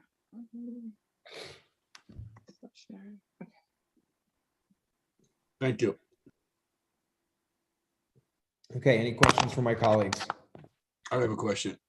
I don't think I saw, if I did, I can't find it now. Your projected daily clientele numbers. How many people a day do you think you'll be serving? Yes, that was included. We are estimating about from anywhere from 50 to 75 customers daily. And that's being conservative, just keeping in mind the surrounding towns going west did not opt out, did not opt in. And then the towns to the east are pretty much densely opted in. And another question I have is, I'm sure you're aware that the Township Committee granted a local license to Cannabis up the street. Yes. Of course, she would have to get her state approval, and you've also applied on March 15th, correct? Correct. Okay. Do you happen to know the exact distance between your front door and her front door? It's approximately, and this is based on Google, 290 feet. Okay. Excuse me, 92 feet. Yes. And I'm sorry, one other question. On the building you're in now, there are, I believe, a couple of parking spaces in the back. Do you have access to those spaces? No, we do not. Okay. So you have no parking for your employees, correct? No. No, as I mentioned, we would be getting employee passes. Right. Parking passes, right, for designated areas. Thank you. No problem. Mr. McGehee, any questions? Giovanni, sac passe. Not really. No, I think, again, we're 2 for 2 here with presentations. Well thought of. I've had the opportunity to visit the facility, buy CBD products, creams for my extensive running. Wonderful product, and I think that this is the next step in the process. So I'm supportive of this to move forward. All good. Thank you. Thank you. Committee member Cripe? No questions. Likewise, like our committeeman McGee stated, I've been in there myself. My dog, thank you for your biscuits. It does keep her from tearing up the pillows in our house. And yeah. Don't forget the pets. The pets need the product as well, right? They do, yes. I mean, I'm going in there for her, and if I pick something up for myself, then it's different. Mayor, I have a question for Mr. Desiderio. Go ahead. Mr. Desiderio, you shared the ranking by the Cannabis Review Committee for the 4 possible licensees tonight. You shared that with us on May 3rd. This applicant ranked the highest. It was, and my question is, if you add up the scores of the individuals on the committee, it was 338.5. And then you said they get 10 for diversity and 10 for micro business. Is that on top of that? Yeah, let me ask Ms. Barnett to tell you the truth. I did not put that in. I think that was put in by Ms. De Palma, but I believe that is correct, right, Ms. Barnett? That included in the total number were the additional points for those statuses. Well, there was no total number. It's just the individual numbers. Right. I believe the number included those, yes. There is no like broken out points and then additional. The number received included the bonus, or not the like bonus, but like the the special category points that were added Their on. bonus, yeah. Okay. Yes, so those are included in those scores. I think she just made note, Ms. De Palma did, so that you'd be aware of which businesses were qualified as micro businesses, minority-owned businesses, et cetera. Okay, so this applicant has, no matter how you add it up, they came out number one in your review. Can you confirm that? Yes, that's correct. Okay, thank you. Yes, they came out number one in their review because, you know, we saw their presentation right now, right? It was very comprehensive, it was thorough, thoughtful, but very sincere as well. Very sincere as well. Didn't they come out number one, even you took all the reviews to combine, honestly? I Yeah, mean, they did. Right, they're like the number one. Yeah. All right, cool. So I'm in favor of moving this forward as well. We don't know who is going to, I mean, this is the situation that we're in, unfortunately, the way the state implemented this. We don't know who is going to get a license. And we can address the issue of what happens if they both get a license. You know, personally, I would be in favor of both of them having a license so that they can shoulder the burden in that small footprint. They already work together. Isn't that right? Correct. I mean, and I think that would make a lot of sense, but we can address that issue when we get to it, should we need to get to it. But I'm in favor of moving this application forward. I move it. Second. Ms. Craig? I have a question, Mayor, based on what you just said. I understand what you're saying, but I don't understand what you mean by we would look at it again if the state grants the licenses. Are we not now, are you not now voting on giving municipal approval?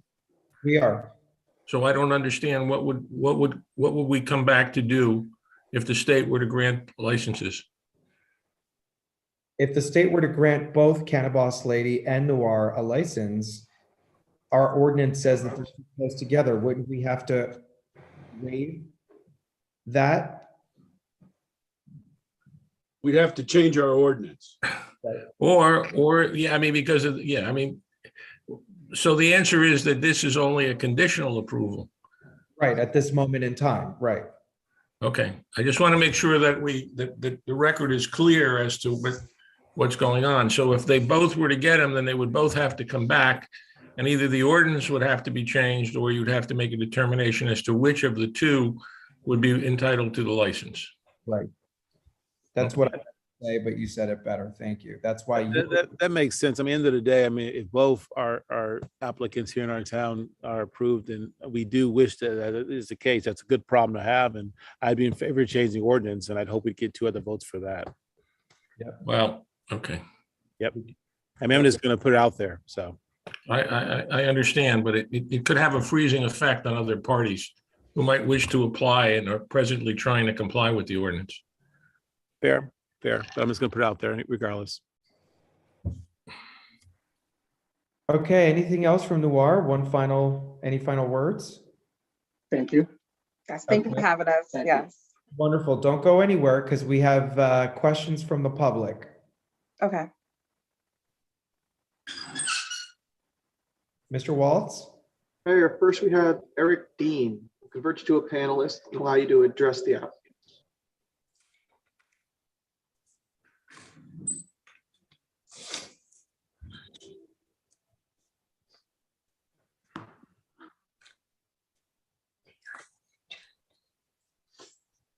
Mr. Dean? Yep, sorry, I did not actually mean, I don't have a question. I was just indicating that I'm still here in case Mayor Davis had a question, I believe. I do have a question while you're still here. So I neglected to ask you, I intended to ask you, but I neglected to ask you about your security. Do you expect to have any armed security? We do not, because we do not have any actual public entrance into the facility. I mean, the only people there will be actual employees of the facility. The doors will be locked. They'll be secured with key cards and other mechanisms. We'll have cameras.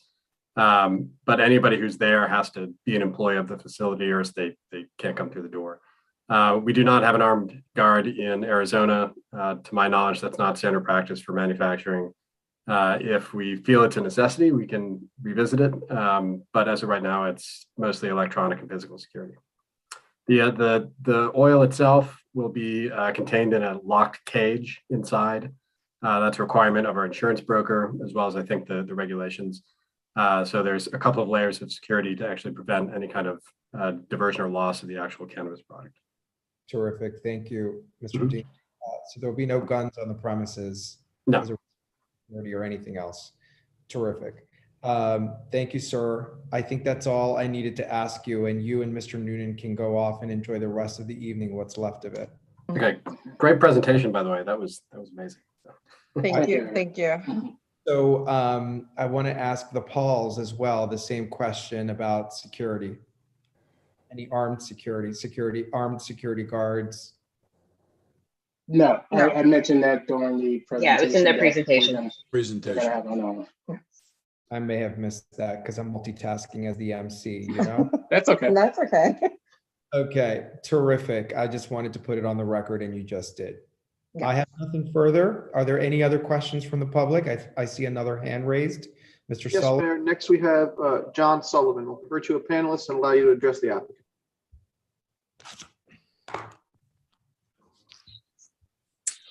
Good evening. The question I have is, there's been the discussion of having 50 to 60 customers, I think, per day.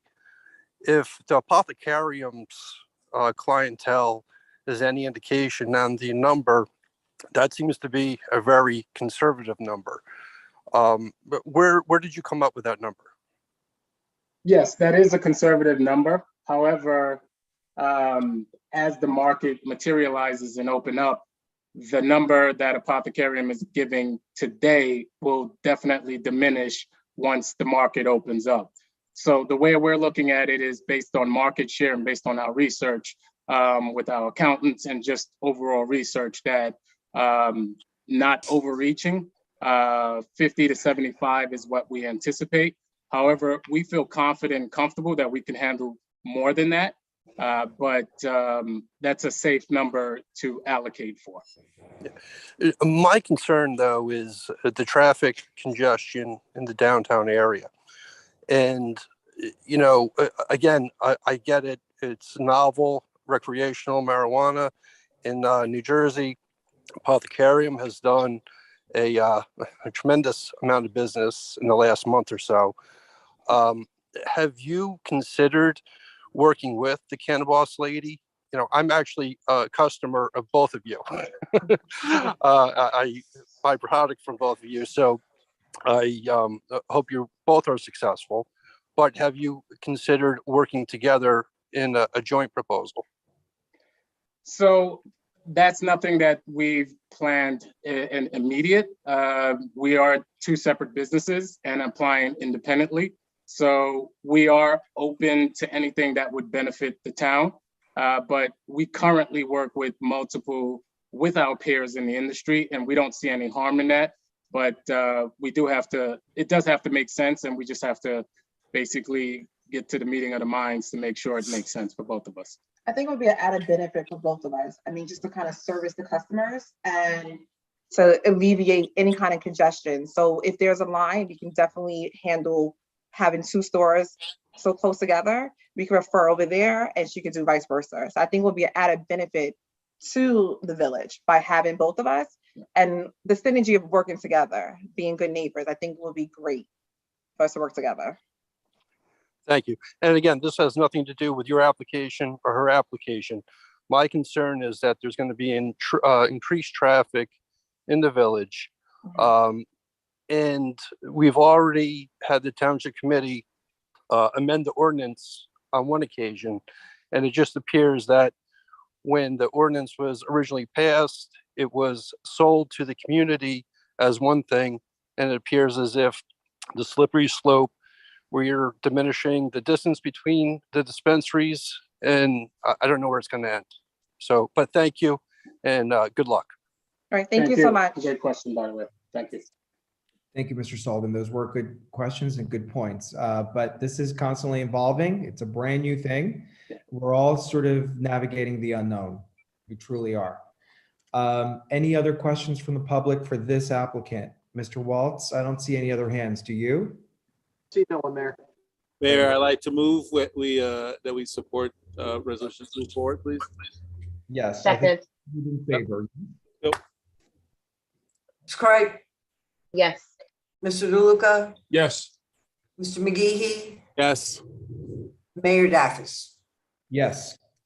Thank you. All right. Congratulations. Good luck with the state. Thank you so much.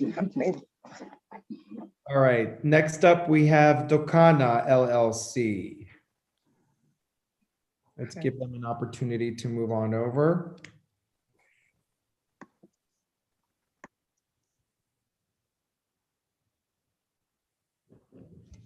Committee member McGehee, I love your background. I've spent some time on that deck. Yes, you have. It's a Very beautiful night. It's a beautiful night. Very welcoming out there, it looks. Thank you.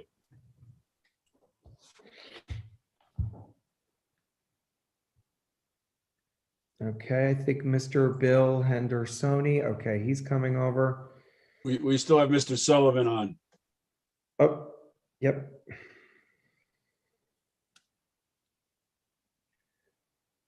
Mr. Turner, nice to see you, sir. Sort of. Yeah, we really truly can't see you that well. You must be in your car. Yeah, I apologize. I was at a school award ceremony and now I got like an hour drive home. So I apologize. No worries, no worries. Do we have everyone from Docana? Great. Who will be presenting this evening? We actually have a group effort, so I will be kicking things off. We have a presentation that we would like to show. I'm not sure if my whole team is here, though. Oh, here we go. Fantastic. Can everybody see that? Everybody see my screen? Yes. I don't think you're in presentation mode. I'm not. Just a moment. Is that better? Great, perfect. We Thank are you. applying for the conditional license. First of all, I would like to thank the Township Committee for taking the opportunity and allowing us to present Docana. Next slide, please. I'd like to present our whole team. Obviously, we did not bring the whole team here, but the principals, Bill Henderson, myself, Ann Henderson, and Cynthia Sanders will be doing the bulk of the presenting. We absolutely respect the 5 minutes. So with that said, we're going to move right into it. Hi, I'm Cynthia. We are all longtime Maplewood residents. Ann and Bill have lived here for 25 years, and my family and I have lived here for 20. Docana is a minority-owned and business, and the store will be women and minority managed. We're successful entrepreneurs in that both of us, or all of us, have built our businesses from the ground up, and we are self-funded.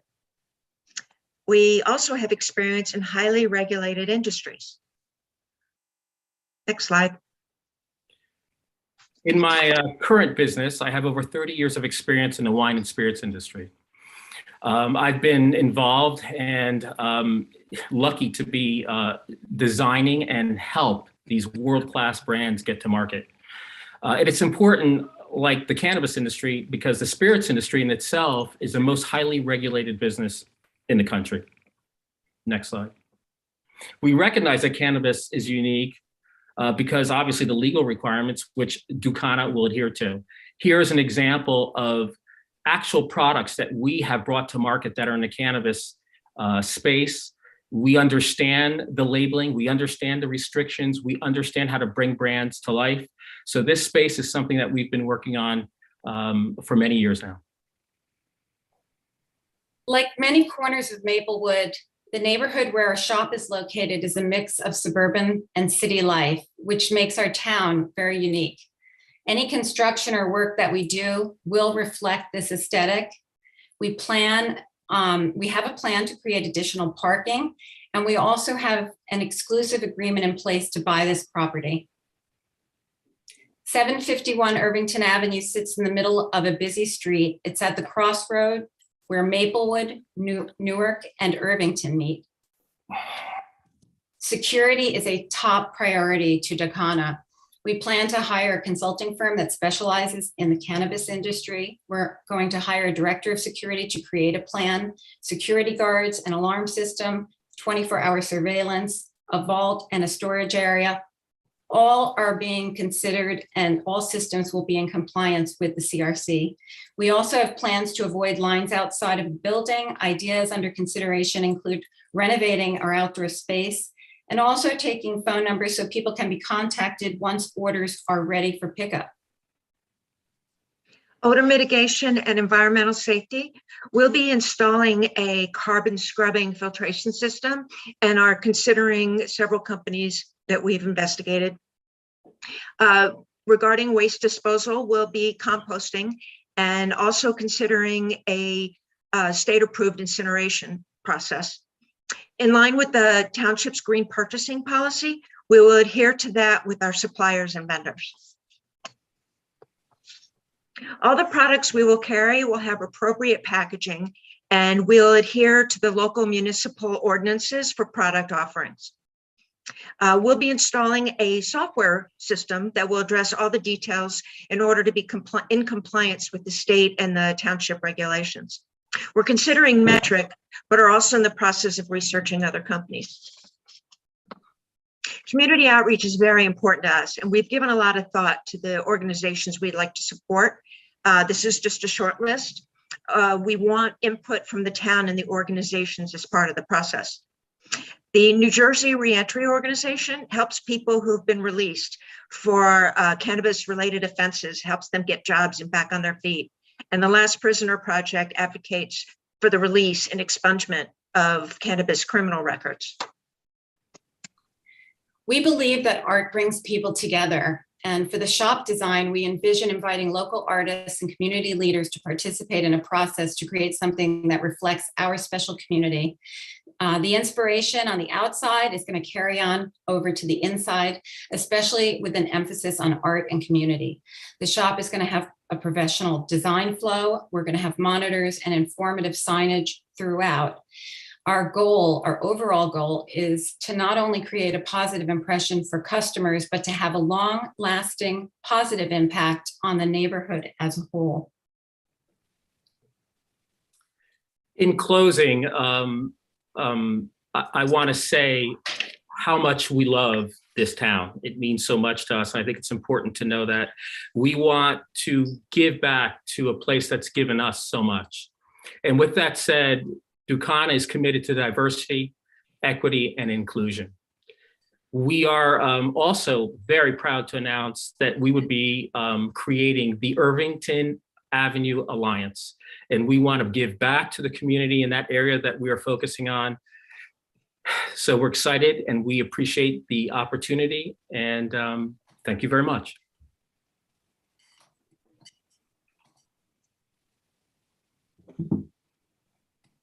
Thank you for your presentation. And congratulations to getting to this point. I know you've worked very hard to get to this point, including finding this property. It hasn't been easy, so thank you for that. I'm opening the floor to my colleagues for any questions. Mr. DeLuca. Thank you for your presentation. You mentioned in your comments that you're going to be adding off-street parking. Am I correct? Yes. Okay, could you describe where that's going to be and how that's going to work? The present owner of, it's a barbershop called Razor Sharp. Right. And they have an agreement with the pharmacy next door they have an agreement where they pay for the spots behind there. There's about 10 spots. And they also have an agreement with the grocery store there as well. So that's what we're anticipating. It should be a good 15 spots. And I'm sure you've done your due diligence. You've seen this agreement? No, but I know he parks there, and all his people do, Okay. and all his customers do. Okay. That it has been a running concern as to who actually has the right to park back there. So I think this is, and we know Peter. Peter has been before us at the planning board, and he's done a great business there, and it's sad to see him going. But I am a little concerned that you're relying on something which is not, I don't believe is ironclad. And You don't believe what? Is not ironclad. You're relying on an agreement, which I think you're going to have to work on a bit. The concern is the parking there. You know, that's a very busy area, and there's limited street parking. So the concern is that, we're not going to have a lot of your customers parking on Franklin Terrace. Well, there's a couple of things that we are thinking. We're going to be renovating the space, and that will hopefully afford us more parking. The other thing is that we're going to have Mr. Burke as a consultant, and since he has that deal with those people, it'll transfer over to us, which he has assured us that will happen. And let me add, at the end, at the back of our property, we have room to add parking. Okay. I just think that now you don't need to go for a site plan, right? Because you have a zoning review. Yes. Okay. So I think I would like to see a condition in the license that you would come back to the town with a parking plan, an off-street parking plan. And certainly if you can get the agreement with the Town and Country Pharmacy and with the Extra. I mean, we know folks there, and we could, if you need to be brought together, we can bring you together. But it has always been a contentious issue, the off-street parking there. So I just wanted to make sure you got a heads up. But I would like a condition that somehow you come back and you haven't been approved yet by the state. Is that correct? Not yet. So in the interim between now and when you get approved, that we can work on some clear ideas of how to get some off-street parking there. Okay. And by the way, do you know that we're doing a major renovation to the avenue? No. Yes. Well, we're from the Extra supermarket down to the Irvington line and beyond. New sidewalks, new pedestrian scale lighting, new street furniture. We're doing some crosswalk enhancements. So that whole area is going to change for the better. So you're coming in at the right time. Great. We are so excited to hear that. That's fantastic news. That's great. It's the hottest area in Maplewood. I mean, we got 2 new developments coming in, the pizza spots there. The county's spending between $1.3 million in phase 2 of this project. We've had meetings.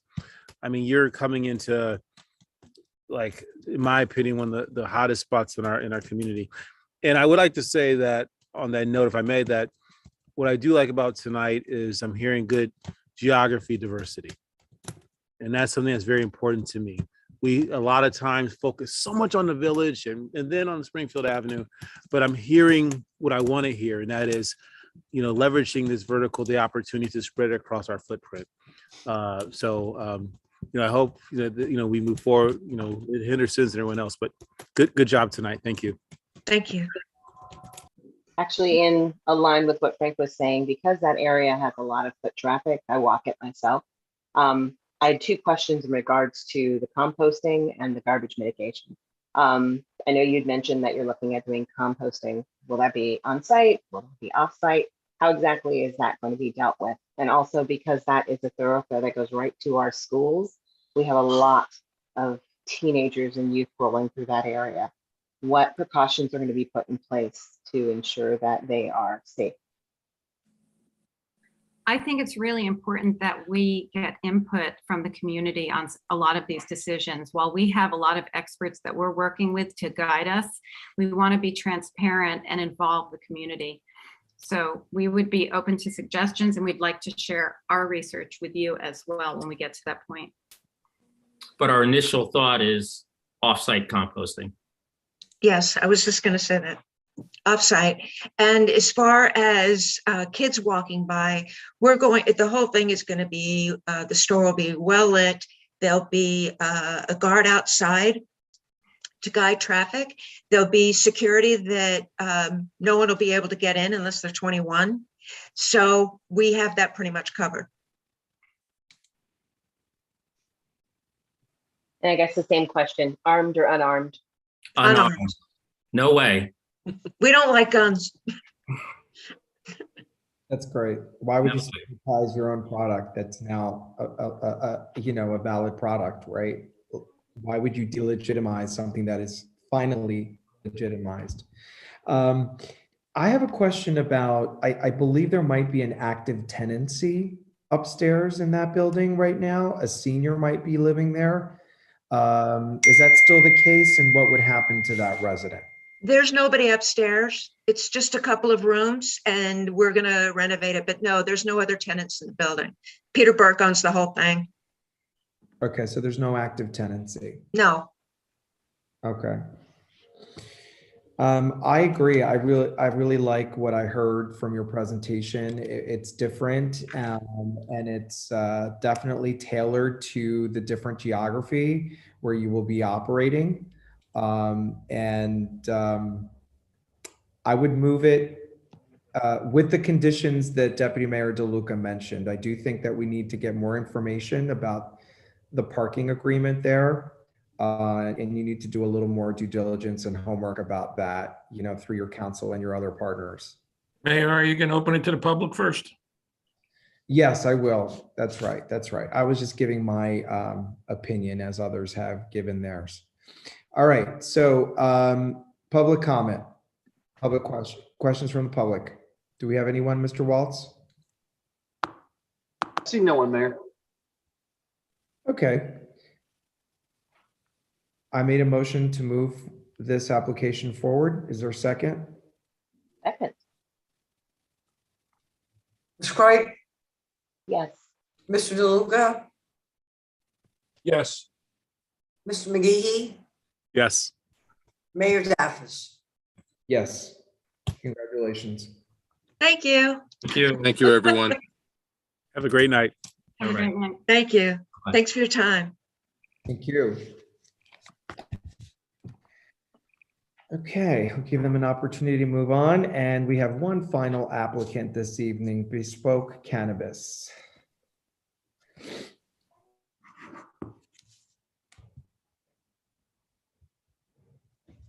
There was no way we're gonna get all this done in 2 hours. No way. And if you would have added our 5th committee member, we'd be here for an extra 30 minutes. Oh, Lord. Say that.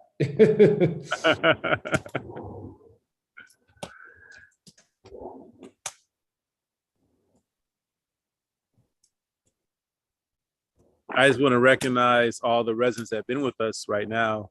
You look at the attendees list from Fred and John and and Deb Engel, and so many of them are here tonight. Kat, it's amazing that they're with us here in what is this, hour 3. So it's really great. Yeah, thank you for sticking around with us. Drinks at Frank's house after this is over. Yeah, I'm tired of drinking seltzer. Let's get it, flip it. Bring some wood for the pit. It's on already, you can tell. We have everyone from this final application with us as panelists. I see Mr. Minor. Welcome. Good to see you, sir. Great to see you, sir. Anyone else? Saj Khan, and I believe that Nikisha Adams is on as well. Yes, I am here. I don't know what happened to my camera, but I'm here.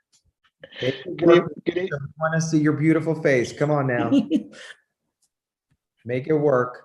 Uh-oh, that doesn't look good. All right, so who's going to be presenting? I am. Good evening, everyone. I was hoping that I could share my screen, if that was possible. Of course. I'm going to start the clock. 5 minutes. Yeah, yes, sir. Hold. Of course, nothing like. It's like a fresh Zoom install to. Okay, we're not going to be able. I'm going to have to quit and rejoin real quick if that's okay. Certainly. Hang tight. Hang tight. This is why I don't always do these updates they ask you to do. And there's Nikisha. Welcome. Good to see you. Great to see you. Thank you.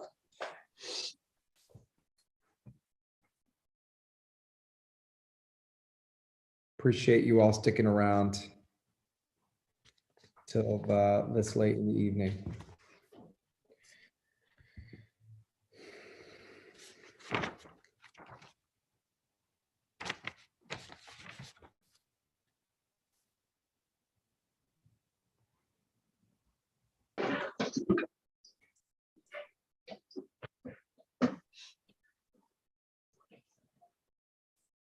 Here he comes. I see him coming. Yeah, there he is.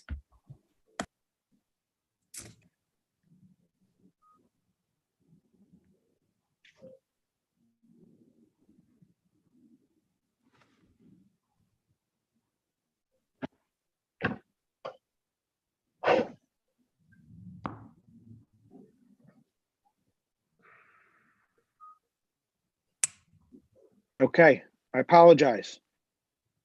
Are you able to see that shared screen? Yes, sir. Okay, so I apologize. I reinstalled a Mac operating system and then Zoom took its turn. So if we're running, please don't start the clock yet. I haven't. Got it. All right. Okay. Good evening, everyone. It is 9:55, and I'm sure by 10 o'clock everybody wants to be resting. So thank you again, Mayor. This process for us started. Actually, my relationship in Maplewood began 15 years ago. I went to high school with Umberto Campos of Lorenas, and he introduced me to Maplewood back then. And in 2018. We had applied for our under the medical expansion of the medical marijuana program, and we were not granted a license in 2018.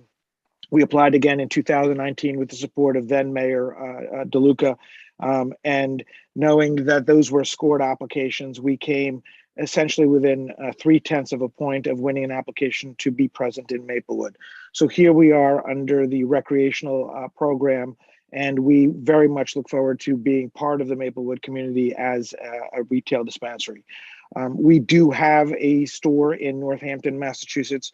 So I have direct operational experience, and I'm happy to answer any of the very real life problems and trials and tribulations. And when I say trials and tribulations, I will tell you quite frankly, there are none. The reality is this business is very normalized in mature markets.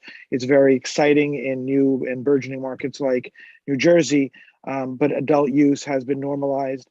And I want to just go quickly, so I will go quickly and I'll read you what our vision is. So the vision of Bespoke Cannabis is to promote growth in the cannabis industry as a responsible, sustainable, and inclusive cannabis provider, to work for a favorable social and economic environment as an example of excellence in the cannabis industry.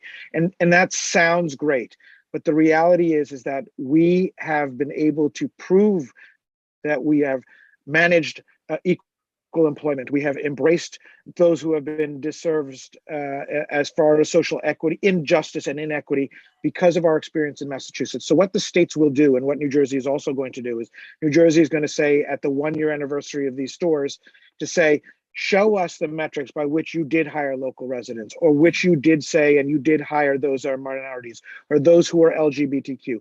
We have done that. We have proven that in our store in Massachusetts. So figuring out what we need to do for Maplewood and what we need to do for the state of New Jersey, we have that operational experience to do that. So I don't want to go too much into detail because we gave an application that Ms. De Palma had reviewed, and we're thankful that we're here today. But the reality is we're familiar with engaging into a host agreement. We do not negotiate these host agreements.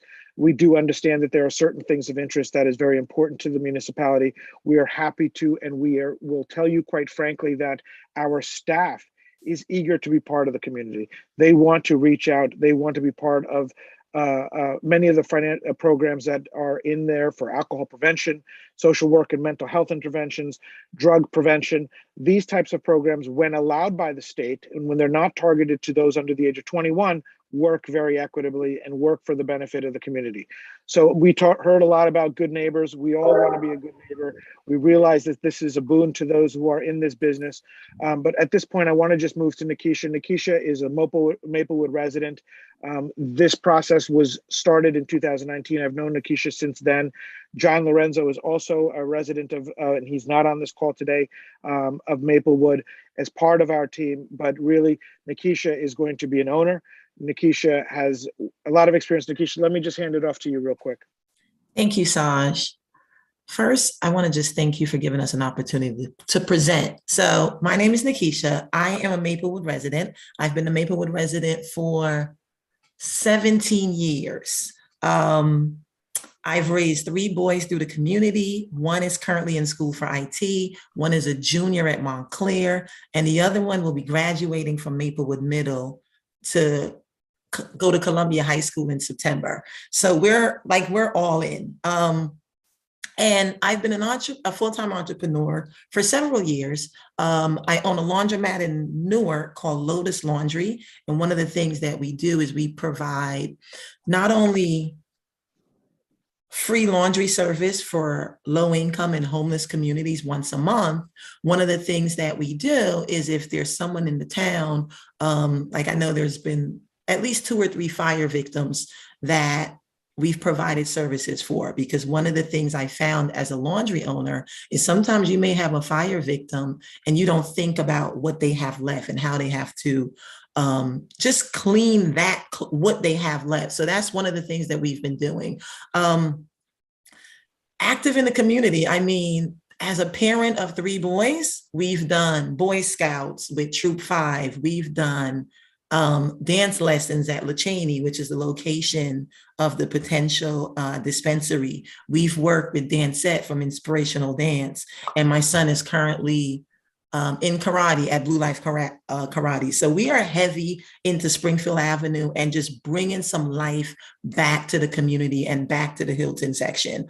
And that's pretty much it. I mean, I'm all in for Maplewood. I moved to Maplewood 17 years ago, and it made an absolute difference in my children's lives. And as a parent of 3 boys, they're men, 2 are men now, of 2 men and 1 up and coming young man, it's really important for me to give back to the community and give back to the Hilton section, because I think it's vital that this area is contributed and get something from the businesses within this community. So I'm all in. I've been in for 17 years, and whatever we can do to contribute to this community, especially the Maplewood Hilton section, that's it. This is home. Thank you, Nikisha. So, I just wanted to touch back about, so the rest of the team, including Joe Matheson and myself and Chris Howard, we come from a healthcare background. My father's a retired cardiologist of 45 years. We worked in the urgent care space. We understand the regulatory requirements that take place in this environment. This is very much a regulated market. Metric is the chosen seed to sale traceability that New Jersey has chosen. It is also the seed to sale traceability that we use in Massachusetts. So every product and every sale is documented. It is stored not by us, but by the state. And that is really used for recall purposes first and foremost, not so much for theft. There is very little theft in this business. There are a lot of misunderstandings about how this business operates. We do understand that there's going to be a lot of attention in the very beginning, but as this market matures and as other municipalities realize that there is collectible tax revenue, you're going to see that those that had originally opted out will opt in. Our store in Massachusetts, we spent $3.5 million on the store.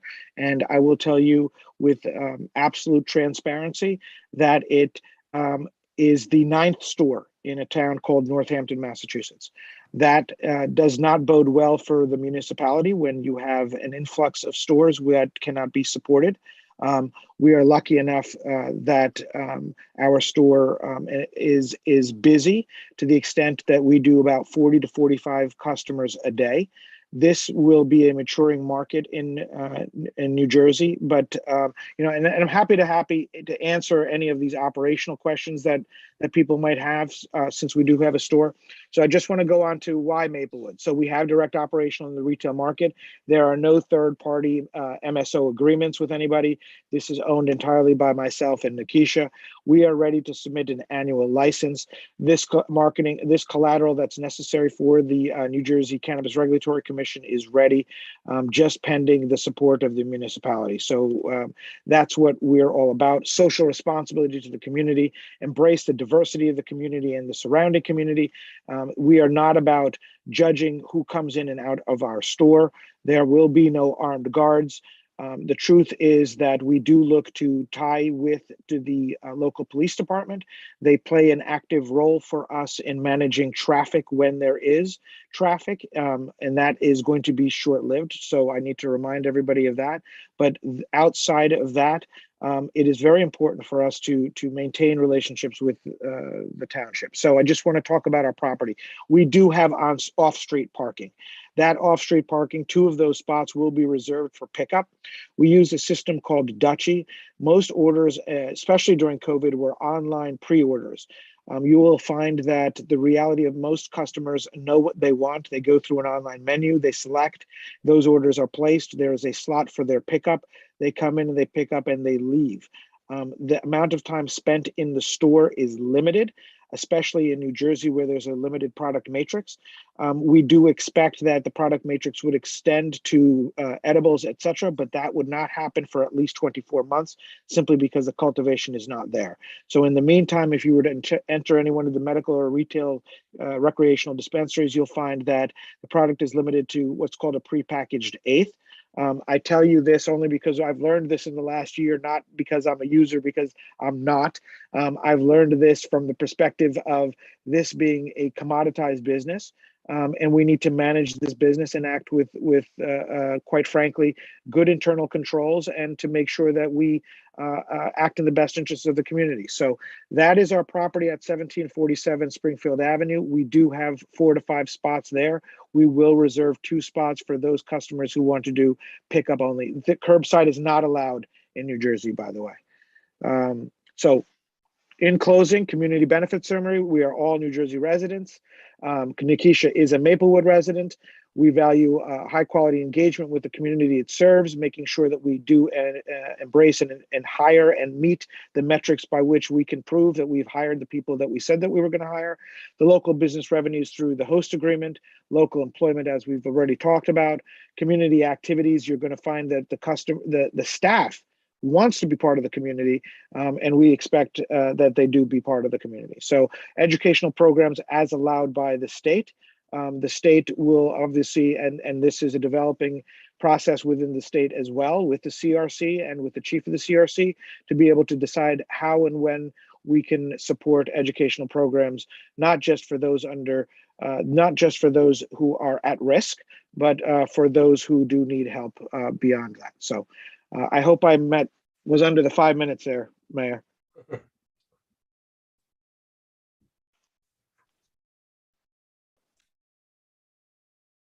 Sorry, you were way over the 5 minutes. I think you were joking, right? I was, you know, when I go to Massachusetts, I speak so fast they know I'm from New Jersey, you know. Okay, so let's open it up to questions from the committee. Thank you all for your presentation. I was looking at your applications, and one of the things that actually stood out for me was the fact that you actually put a lot of detail into employee benefits, which is very, very important to me, particularly for the numbers of folks who are coming out of incarceration and in minority areas where there's not a whole lot of access to a retirement plan in many of the jobs. So I do appreciate that you're doing that and having that built in. The mentorship program is what I have questions about. Sure. Especially since a lot of the people who are looking at mentoring are people under the age of 21, college students and stuff like that. How exactly is that going to work? So we are not allowed to bring people under the age of 21 into the store. So what we would normally do, and what we promised this, the municipalities in Massachusetts, and which we were not able to do during COVID, was to host events and conference rooms in hotels where we would bring in outsiders who would be able to mentor those under the age of 21.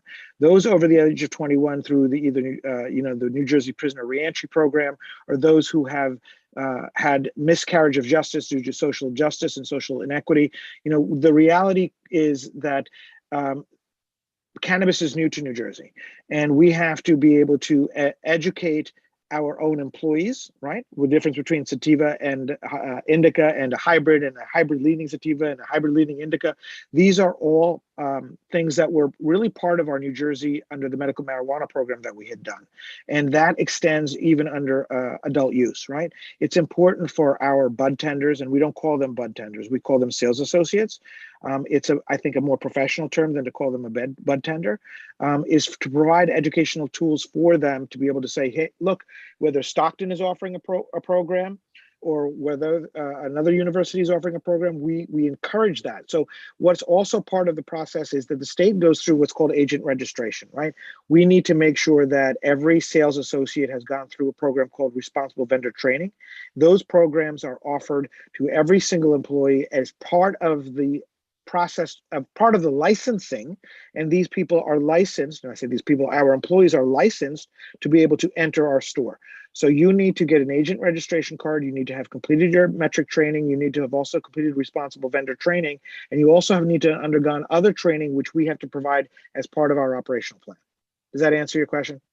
Yeah, so basically all these additional things you'll be taking care of as a part of, okay, thank you. Mr. Toluca. Thank you. So in here, I saw you said you were going to serve on average 40 people. You said it again. How's that going to work? It's a pretty large facility. And how are you going to cover your carrying charges with 40 people a day? So the 40 people a day translates with an average sale of about $85. And quite frankly, the number is higher in New Jersey simply because the cost of cannabis is higher in New Jersey. So the cost of cannabis, and just to put things into perspective for us in Massachusetts, is $3,200 a pound. Michigan is about $1,700 to $2,400 a pound. New Jersey is looking at about $4,200 to $4,500 a pound as it currently stands. It'll stay like that for the next 3 years. The price per eighth in New Jersey is running around $70 to $75. It's not a competitor to the gray market cannabis that exists. 40 to 45 customers a day yields probably a revenue of about $2.5 to $3 million.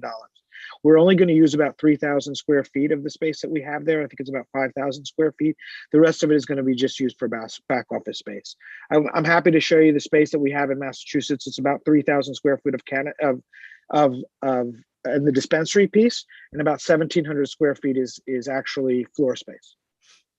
And the off-street parking, how many spots do you have? There's five spots of off-street parking. And two, and one has to be handicapped?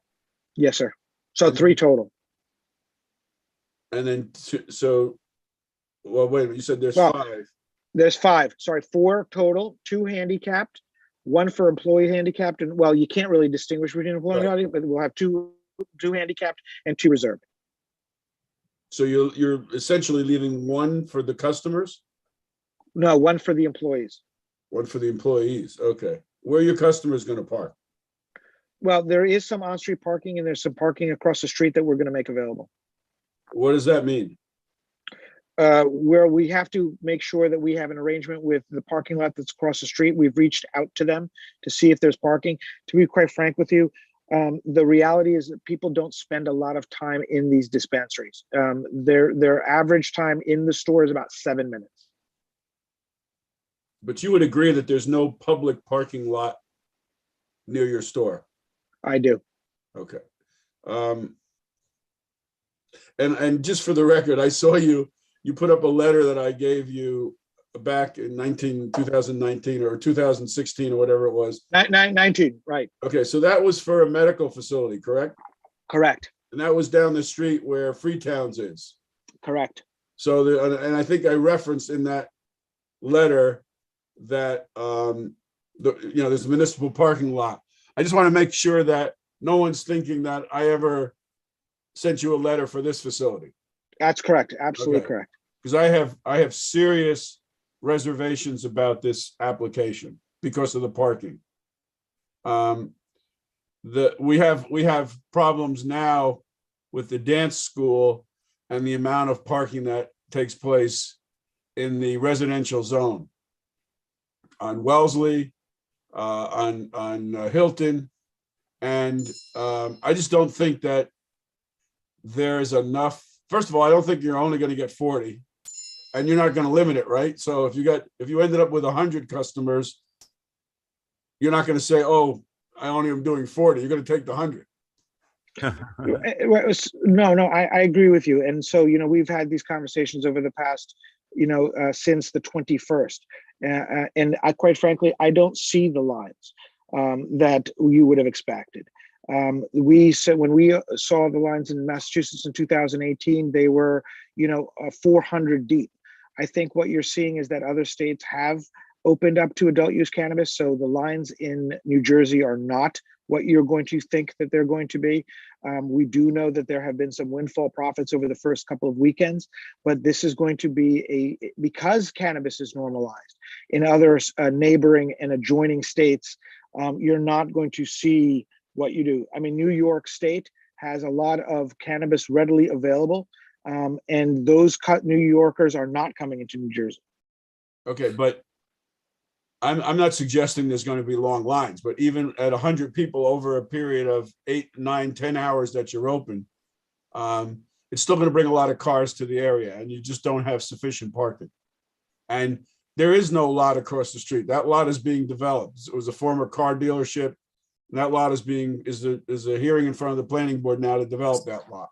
So I don't see where you're going to get any off-street parking. Yeah. So, and additionally, I just want to remind my colleagues that this application was ranked 244 points as opposed to 305 and 338 for the other applicants. So they were at the end, they were at the low end of the ranking. The ranking, the low ranking, plus the lack of parking and I think the detrimental impact on the neighborhood, I can't support this application at this location. Yeah. And if I may just jump in, I read the application. The dance school was concerning to me.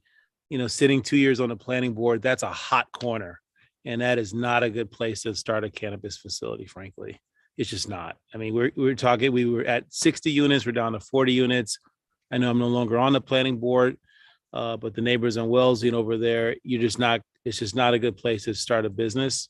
I'm a no. Committee member Cripe.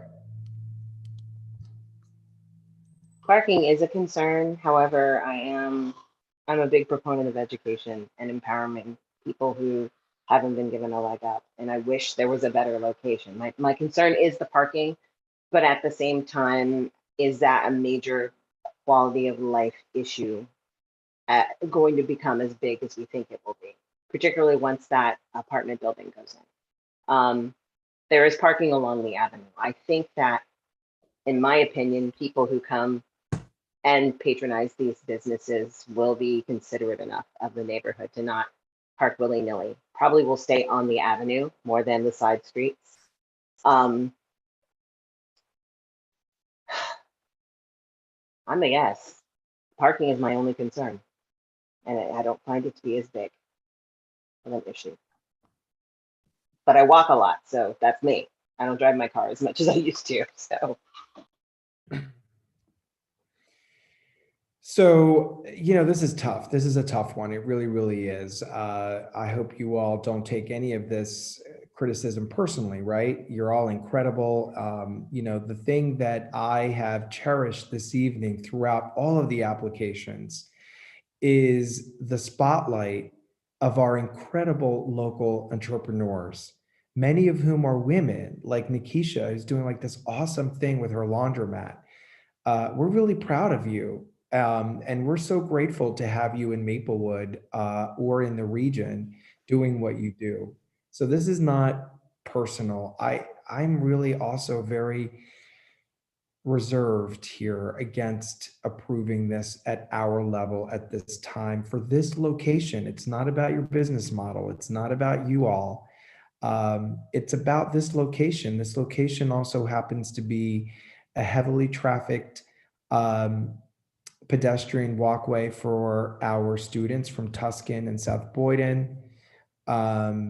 And with the apartments going up across the street, that project's moving forward.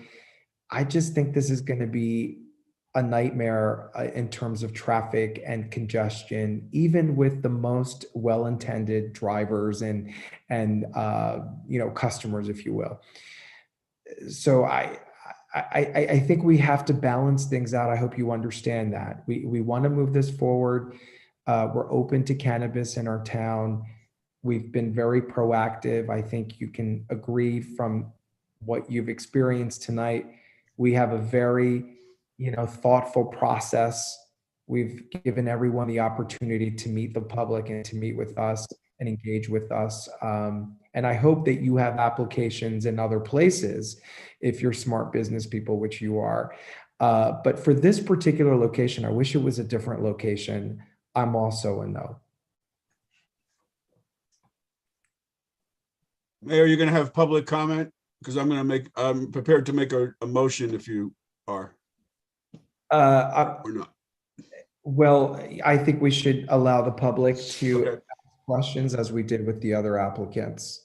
So let's open it up to the other applicant, to the public rather. It's getting late. Mr. Waltz? Mayor, I see no public comment. Okay. So, Mr. McGee, Deputy Mayor DeLuca, you wanted to make a motion? I would move that we deny this license. I'll second that. To deny, Ms. Croy, No. Mr. DeLuca, Yes. Mr. McGee, Yes. Mayor Daffis, Yes. denied. Thank you all for your presentation this evening. Thank you. Thank you. Have a good night. Good night. Mayor, will you entertain a motion to adjourn?